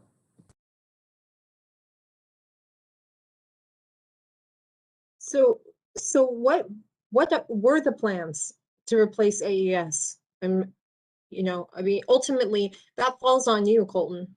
You're responsible for that at the end of the day, is to ensure that we have adequate reliability, that there are adequate reserve margins, that, you know, that we have adequate supply, that we're not looking at, you know, the possibility of rolling blackouts. That's you. And ultimately, you know, we had the pandemic that came and disrupted everything. Life is what happens when you're busy making other plans. You know, this is, so ultimately here we are now, and we don't have those projects on deck. You have one project that's going to come on, that you're predicting that's going to come online prior to AES retiring. Just one, 12.5 megawatts. And it sounds like, thanks to, you know, to research from HNEI, that might get us over a hump, just a little hump. But, you know, what happened? Where did the fallout come from? What are you going to do about this when it is your responsibility at the end of the day? So Commissioner Potter, I think when you talk about that small project, that's a stage 1 project. And as the HNEI folks showed, it does help. Our plan, to your point about the responsibility lying with me and the utility, our plan to provide capacity under normal and less normal conditions, right? Varying weather and whatnot, really comes from the resources we selected in the stage 2 RFP. And I do want to point out, because it hasn't been mentioned thus far, but the current planned and scheduled commercial operation date for the Kapolei Energy Storage Project is July of 2022. It is ahead of the AES project, and that is a resource that we think has the size and has the functionality to provide contributions to reliability, to keep our reliability above our criteria. That's not to say that other resources that we're looking to add can't help, including all of the projects in stage 1. But the tables and the charts that you saw that HNEI shared, just to note, does not look at the contribution or the timing of the KES project. Not to fault them on it, but they were just looking at different scenarios. I do want to point out, though, that with what we filed and what our plan and our justification, partly the justification for the KES project is that it provides resource adequacy contributions that allows us to ensure that we can stay above our reliability guideline and our criteria. It's scary to put all your eggs in one basket. I mean, that's just it's a really dangerous game, you know, and you don't know, you know, you guys haven't operated batteries at this scale. You haven't, you know, you don't know the timing of bringing it online. You don't know if it's, you don't know how it's going to even move through the regulatory process. I mean, it's a dangerous game to play. I mean, this is scary stuff. And to the point of that, this isn't an isolated situation. The adequacy of supply for Maui, it's awful. And on Lanai, it's ridiculous. 234 hours of potential loss of load in 2021. It's been 4 years since you've opened a docket on distributed DG here on Maui. Every filing I read on, you know, the DR update that I get continues to say, oh, this is our contingency plan. This is our contingency plan. The energy reserve margins on Maui for the next several years are 10%. They're 20%, and that's in a good year. You know, so they're failing across the board every single year. There is problems with the planning that's happening at this utility. We're not doing good across the board. This is, so the inadequacy that's happening here on this island and then what's happening on Oahu speaks volumes to how things are operating within the company. And that's not okay. These are situations where we have ratepayers that are expecting to be able to flip the light switch and have the lights come on, and you know that. So I don't know, you said the criteria planning earlier, which is another wonderful thing. The criteria planning, it doesn't, you know, just because you have enough generation or maybe you don't have enough, it doesn't mean that there's going to be an outage. So maybe this, you know, the planning isn't like, that's the reason we do planning. It doesn't, you know, I know that there's variability around that type of, but the fact that you're saying, you know, that the criteria planning can't indicate whether we're going to have adequate supply is like saying, well, why do it at all? And that's just not. Go ahead. I'm sorry for interrupting. No, number one, Commissioner, to your earlier comment, we don't think we're putting our eggs all into one basket. And that's what I said at the very beginning. We think of the stage 1 and stage 2 projects as a number of resources that can all individually contribute. Even though the intent of the stage 1 RFP was not to acquire capacity that can help us with reliability and providing dispatchable capacity, the fact that we have the batteries, we want to use it in that way. Absolutely want to take advantage of it. I will take whatever shots that are fair in terms of delays in the stage 1 projects based upon their original GCOD dates. But we're not responsible, in all fairness, we're not responsible for much of the delays that we experience in those projects. And I won't get into all the details of it. We will own those delays for which we were responsible for. But a number of the delays we experienced in these projects was because we could not either start or complete the very important work that we need to do as one of our steps to do the upfront studies to make sure that the project that was being planned, the components that were being selected, would actually work and meet the requirements of the PP and work with the rest of the system. And we can only go as fast on those steps as we get the information and the data and the models that were needed. Having said that, though, we think it's our responsibility in working with the developers to make sure that we can find ways to catch up as much as possible. And we've done a lot of catch up just on our part by accelerating the other half of the studies.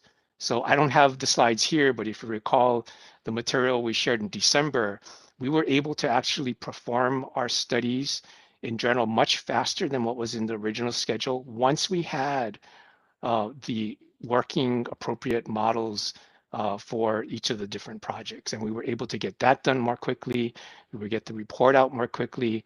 And then, going to today, we've been continuing to work with developers and others to work on accelerating the other steps. Again, Commissioner Potter, I will take responsibility for delays that were solely the responsibility of the utility.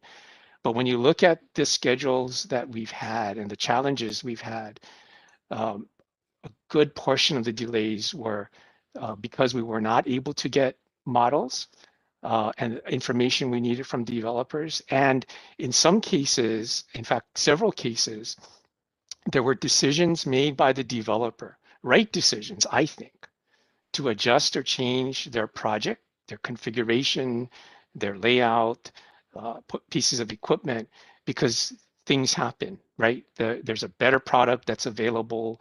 They're responding to community concerns that does require some rework. It does extend out those early steps of a project, including the interconnection studies. But those things are done to de-risk the project on the back end. So things like permitting, design, and construction can happen more quickly and more promptly. They can actually help bring in a project on the back end with those important back end steps. It sounds like we're setting ourselves up well for 2023, but that doesn't help us with 2022. And I'm gonna yield back to Chair. Thank you very much, Colton.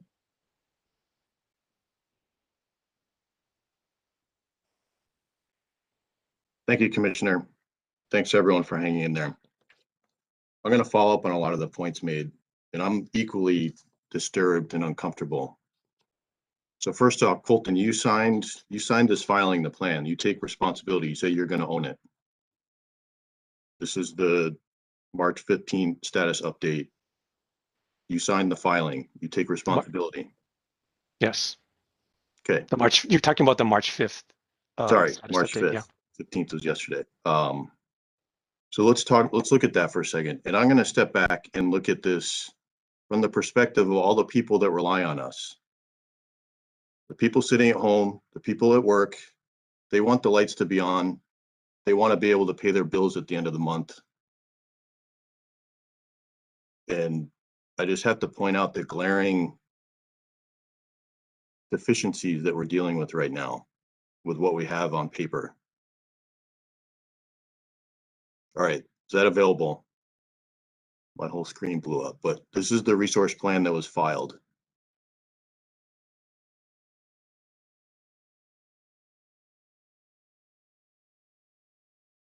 Now my whole screen blew up, so I knew this was the risk. Chair, if you can't see your so- screen, hit the control key and the L key, and it should maximize it if that's what you're looking to do. No, that wants to make me leave the meeting. It says I'm sharing the Adobe Acrobat. This is This is figure 1 from your filing. But what I take is not. Chair, we can see it. We can see it, Chair. See it. Okay, clear enough? Okay. Yep. Let's step through this, Colton. In September 2022, AES rolls offline. There's only one new source of generation, 12.5 megawatts shortly before that. If I understand it right, there's about 1,300 gigawatt hours from that plant. It's the largest single source of energy on the island. When that rolls offline and we have one small solar project with additional generation, where is the rest of that energy going to come from?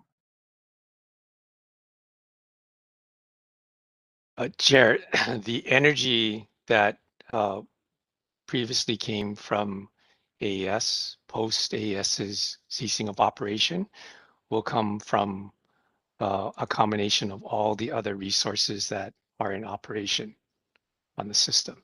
Which one is going to pick up the slack? It's not going to be any single one. It's going to be a combination. There's very little curtailment right now. It's going to, and the only other thing left is oil. IPP plant and your plants. Yes, that is correct. So the rest is going to come from oil until we add new generation sources, which come later. So let's talk about that for a little bit. So that's September. So all of the rest of the new generation, or all the replacement generation, will be backfilled by oil next fall as we go into the holiday season. So we put the risk of this transition, the cost of it, back in the hands of the oil markets. So the near term, that fall period, unless we can get more generation online, we're going to buy oil. And so what happens when people go out? When Black Friday comes, people are going out shopping for their family's Christmas presents. And if oil prices go back up, that money is going to be going to electricity bills, not to be buying presents for their family. So when I look at this in the first part, one of my initial reactions is, unless we do something about this, the coal that's sitting out at Campbell Industrial Park is going to end up in the stockings of families when it comes Christmas time in the form of higher electricity bills. We put the risk of this transition under this plan back in the oil markets, at least in the near term. Is that acceptable? Do you want to be the Grinch of 2022? I don't want to. Is that going to sit well? So Chair, if I may, that's definitely not what we desire. I know it's not what we desire, but that is a high probability outcome of what we have on paper here. Oil prices more likely to go up than down, more likely to be higher than the cost of the AES plant. It's a significant impact of the delays of these projects. Those projects were going to smooth the transition. So when you say you're going to own the responsibility, we've lost a year and they're now pushed out. So who's going to bear that cost? Is Hawaiian Electric going to bear that cost? Why does the public have to bear it? So did this come up at all in your discussions internally, going back and forth? We got to fix this model, that model. Did it ever occur to you to step back and say, geez, we need the lights to stay on. We need people to be able to buy their electricity. So Chair, we did, right? And we continue to have those discussions. But and then the net result is to delay. That was the answer. It was better to delay. I will tell you that part of the discussion is we want to make sure that these resources do work as we intend. We have one shot of getting the resources to work and operate the way we need. And if they don't, if the wrong equipment is procured and the wrong design is used, then we won't be able to use these resources in the way that we'd like to, i.e. to run them in a way where we don't have to rely on as many fossil generators and turn them off. And But that's what we've set up here. That's exactly going back to it. Yes, but they got to work, right? They have to provide the operational functionality for which they were asked to provide in order for us to rely more heavily on Okay, well, we've inverter-based lost the generation. year. And what we heard from Ren is that very unlikely to make it up. There may be some opportunity to slide. You know, there's some, I mean, and Dave asked this in his questions, but, you know, they're not going back before, right? Or, well, the opportunity here is that two of these projects, as it stands on paper, you know, maybe if we can all do better and get them ahead of the September 2022 date, that can help ease the transition here. But you got to understand the urgency. I don't hear a single ounce of urgency at all in any of this. It's all everyone else's fault. You say you're going to own responsibility, but that's not what I read in 40 pages here. All I read was about how it's everyone else's fault. And we're going to bear it too. That's why it is so concerning. I see exactly what happens. Again, all these other people depend on us. It's our job to figure this out and figure out all the details. When we let them down, we're going to all bear responsibility. So you got to work with us on it. We can't fight this. And so let's move on to the other thing this whole plan is bet on, which is the Kapolei Energy Storage Project. Polton, that comes online before all of this. So what is going to be charging that? So there's no new other generation sources. So where is the energy going to come from? During the early months, in the early years, the primary source of charging will come from fossil generation. And as more of these renewables do come online. Let's talk about that after. So what is this was in the Consumer Advocates filing. So your linchpin of this transition will be what appears on paper to me, the most expensive generating resource on this island that we'd ever build, fueled by oil. In Dean's filing, they say the levelized cost of just shifting the energy is 19 cents. Just to shift the energy before you even put the energy in there. That's almost double the price of the coal that we're offsetting. And then it's the cost of the fuel, which avoided costs in this past year when we had the lowest oil prices in history. Negative oil prices still ranged your avoided costs for basically 6.5 cents to 12 cents. So all of that is added on to 19. The year before, 11 to 14. So you're talking about a resource that's going to be 25 cents to 30 something cents, $250, $350. That is the linchpin. That's and you wonder why the commission is struggling with this. This is where our impasse is. You want us to rubber stamp the most expensive oil-fired peaking generation unit, which you know we would never approve if it was a dispatchable generator, but that's what this is in effect. And you say the short term. Your representative dispatch of this project in 2024 shows the same operational characteristics. It's charging off of oil in the middle of the day and displacing oil in the peak. 2024, not 2022. Your plan is to keep it running like that, at least as far as I can tell, unless we change that. So we're going to have that discussion, but it's clearly not on your agenda right now. So yeah, we haven't bought into that. And so we got to figure out better. We got to figure out a path that people can afford to pay their bills. We got to keep the lights on. Your plan to me, amounts to a shift from one fossil fuel to another. We're going from cigarettes to crack. We're going from coal to oil if we buy into what you have here and we don't aggressively change the trajectory of all of these things, which you've made next to impossible because we've delayed for 10, 12 months on Maui, 2 years. How is that acceptable?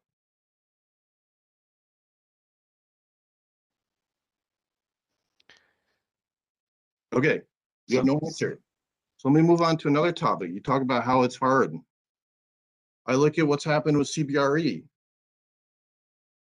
In your report, CBRE phase 1, the companies recognize this process was unnecessarily extended and have exploring ways to mitigate these delays.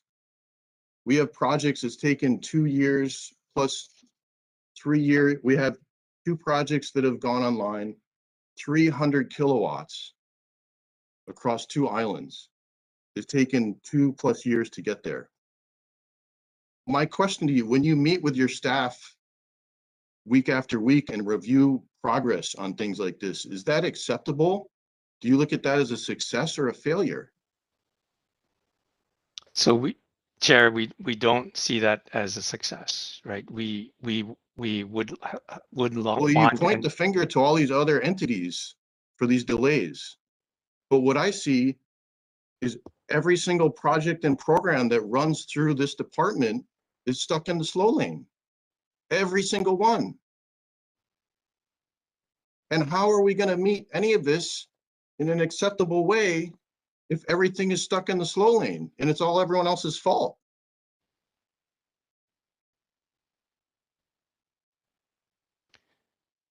So, Chair, with all due respect, I do believe that we can improve, period, right?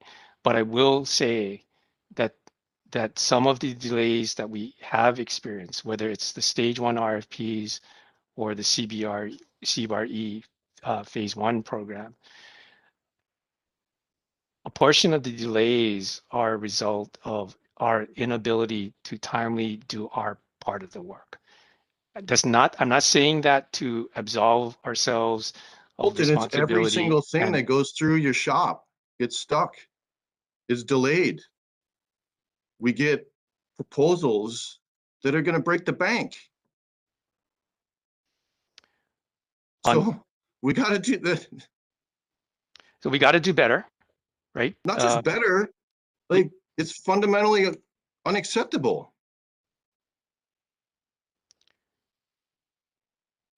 Understand, and steps and actions are already taking place in the projects that are underway to identify and actually commit to faster and lower cost interconnections in the projects that are underway right now, not for future RFP, but specific to the projects that are in flight. So we're coming back to, for example, developers with facility study costs and that are significantly less in the final facility study, significantly less than the original cost estimate at the beginning. So we are taking steps to bring those costs down. We are taking steps to accelerate the interconnection portion of the project work. Let me just ask this again. Is it okay for us to move off of a coal plant and primarily move to oil? Do we, I mean, because my answer is no, but this is what you have the path laid out and you keep pulling us back onto. We've resisted and you keep pulling us back. So we're either going to agree to that right here or we're going to keep fighting. Are you going to agree to it? I'm sorry, Chair, agree to what? What are you asking me to agree to? I think that is not agreement. You can't. It was a simple question. Okay. I will say, Chair, if you let me, I will say we've let you for too long. We've let you for a year. You delayed all these things and you put all of us in this position. So no. Okay. Okay. So there's been a lot of back and forth And you, when you showed up, actually refused to answer one of the first questions that we asked you, which is to discuss in more detail the reliability analyses you've done. I still believe that your discussion's been inconsistent, and Mr. Parsons dove into that. But there's a very fundamental question, which between you and HNEI, we're trying to sort out. But this is the one that everyone's going to depend on us for. Is the reliability of the system, as we look at it, with the currently approved projects, not the ones that have not been approved, currently approved projects, are we going to be okay? That's what people want to know. When the plant goes offline next September, are we going to be okay? We have projects we've been approved and the timelines have slipped. So are we going to be okay or not? They don't care about ERM. They don't care about these other things. They want to know if they're going to be okay. Can you answer us right now? Are we going to be okay?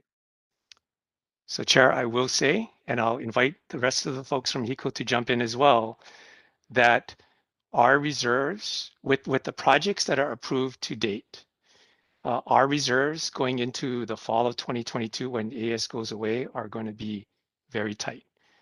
What we are asking for is the approval of all of the projects that we put forward before the commission, including the KES project, which will come in before the shutdown of AES. And with those resources, we will be okay. But with the current approved, so your answer is we're okay if we approve the most expensive project that's an oil-fired peaking unit? Well, with all due respect, I wouldn't characterize it as an oil-fired peaking unit, but what is charging it during the middle of the day? In the near term, it will be charged primarily from existing oil generation. And your own dispatch from further into the future says the same thing. So why we're struggling, and the cost. Colton, 25 cents to 30 something cents. I looked at it, the simple average of the phase 1 projects coming online, 9.7 cents. The average of the phase 2 projects coming online 2023, 11.5. On or about the cost of the unit we're taking offline, going to lower levelized bills. You've delayed those, and our answer is to depend on something 2 to 3 times the cost. That's what you're telling us is the plan? So Chair, I don't believe it's 2 to 3 times the cost. When you All look in at the project, with the cost, it's 19 cents just for this cost of the storage, and then whatever it costs to charge. Exactly, we don't know. It'll be whatever the cost of oil is at the time you're using it. Again, we're putting the risk back on all of us. Is Hawaiian Electric going to pick that up? Because then it's going to be a very easy conversation. You want to pick up the higher cost and the risk, then we'll probably sign it right away. But again, if not, we're going to resist it. We're not going back to oil. We're not going to put our eggs in that cart.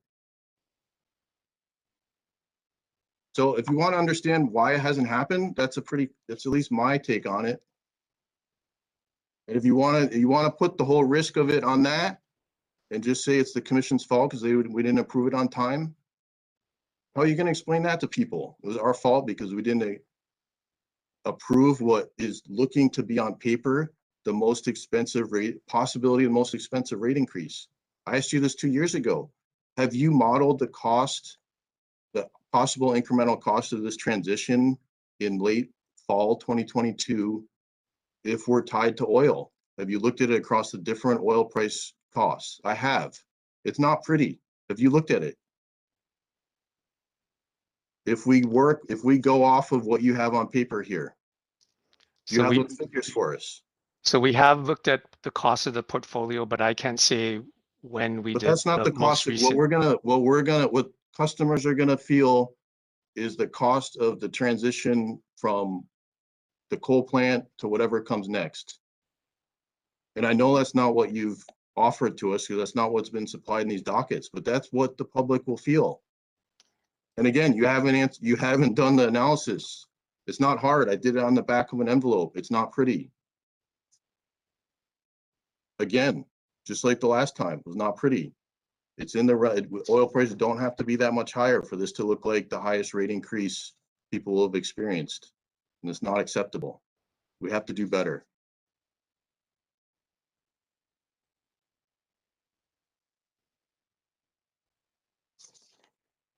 Okay. Do we have your commitment to make this transition in a safe way, in a way that people can afford it, that doesn't take us back to relying on oil?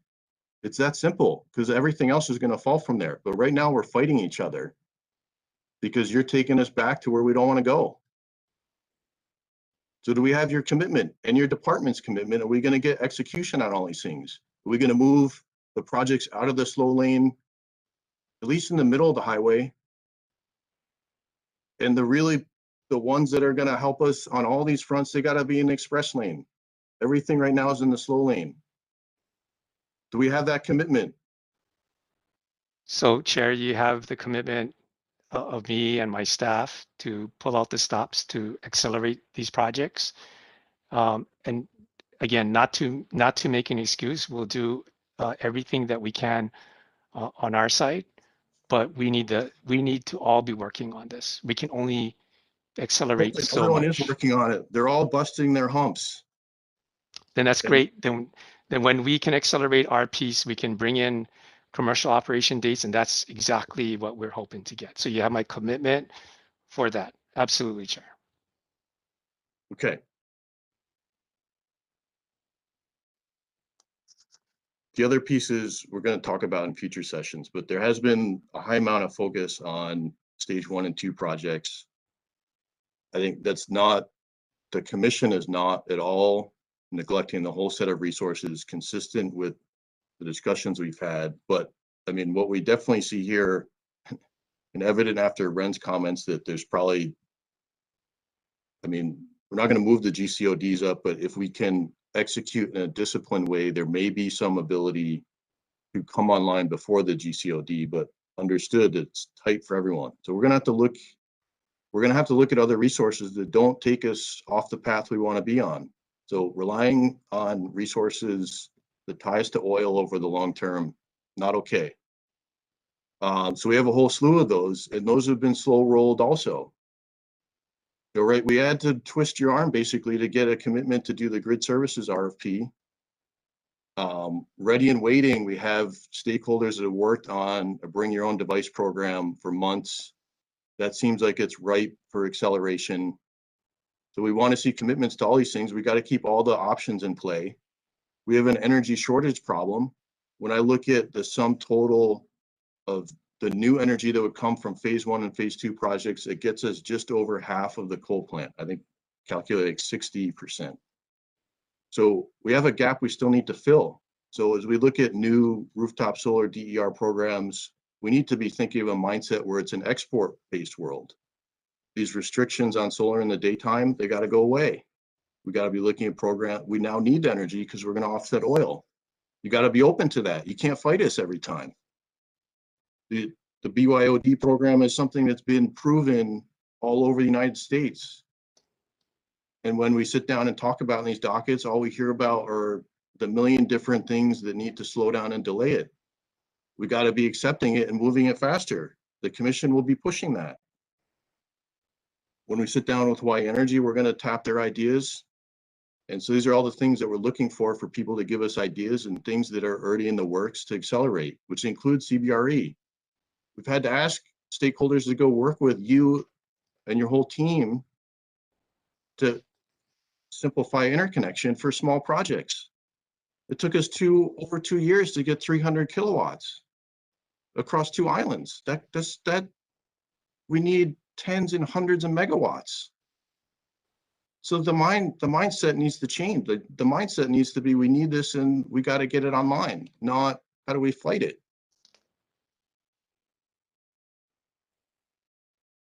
So we have your commitment on those too. As those come forward, we're all going to work constructively on the details and get them off the ground quickly. Yes, I don't want to have to do this again. We don't have time to do it again. So I'll speak up on the DER side and the grid services side. You have our commitment to work on all of that. you know, like we've been saying, everybody's been working tirelessly to try and make all of these things happen. There may be things that we're raising that you folks think are roadblocks, but you know, as it happens, let us know and we'll figure it out. Shelley, where is it? It's CBRE. This is in your responsibility too. We have 2 projects, 2 years. The rest are still delayed. 300 kilowatts. Yep.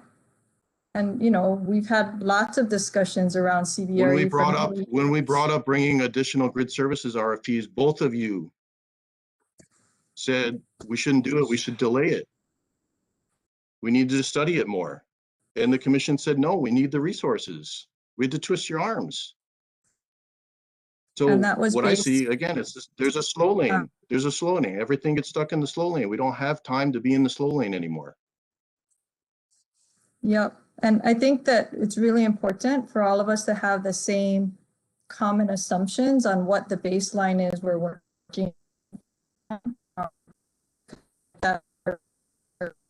with outcomes in our answers. Well, okay, my common baseline is we're moving off of fossil fuels. We're not going to oil. We're going to do it in a safe way, in a cost-effective way. And it's not a huge debate. And the things that do that, we're going to accelerate. And they keep getting stuck. And the things that pull us off that path keep getting put before us. The very first thing that we're supposed to do here is the most expensive oil-fired plant. It makes no sense. So you want to know what the common assumptions are? That's what we don't do.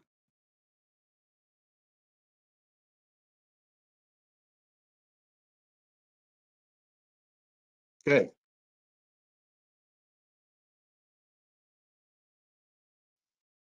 Again, we have your commitment to work towards this. It's not the slow lane anymore. We have needs in 2022, 2023.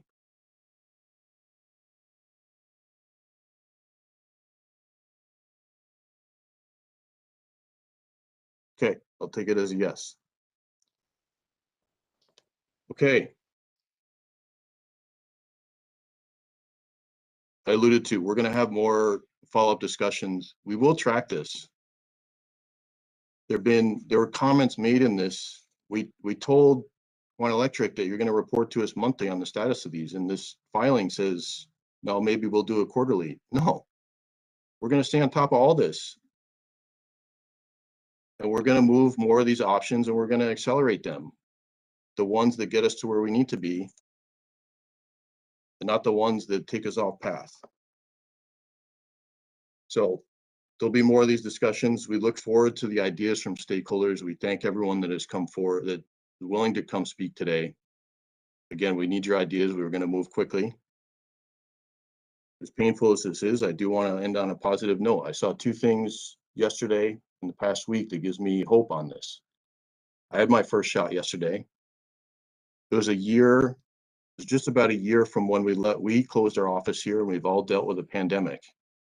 So in 1 year, there's still a short supply, but we've created a new vaccine. The whole world's getting vaccinated. Things are going back to normal. So when we work together, miracles can happen. I just saw that as a modern miracle. Happened in the course of a year. We have a little more than a year here. We need to get that level of commitment and urgency and can-do attitude. So we will work under that perspective, but we need it from everyone. I thank Scott and the willingness for their leadership to work with all the stakeholders here, try and work through the issues with the different projects and permits that we're going to go through. We need that from everyone. Last positive example is one that I've been living in the past week. Our neighbor up the street from where I live was one of the food trucks that was flooded on the North Shore last week. It's their sole family business, no insurance, no anything. It looked like a total wipeout almost a week ago exactly. They're almost back in business now because the community showed up, dug out their parking lot. Construction crews have come down, volunteered their time. They have people donating equipment to put them back in business. So when there's can-do attitude and everyone works together, we can get this done. So that does give me the hope, but we need to pull it together. Thanks everyone for your time. We're going to continue the discussions. We look forward to getting this on a better track.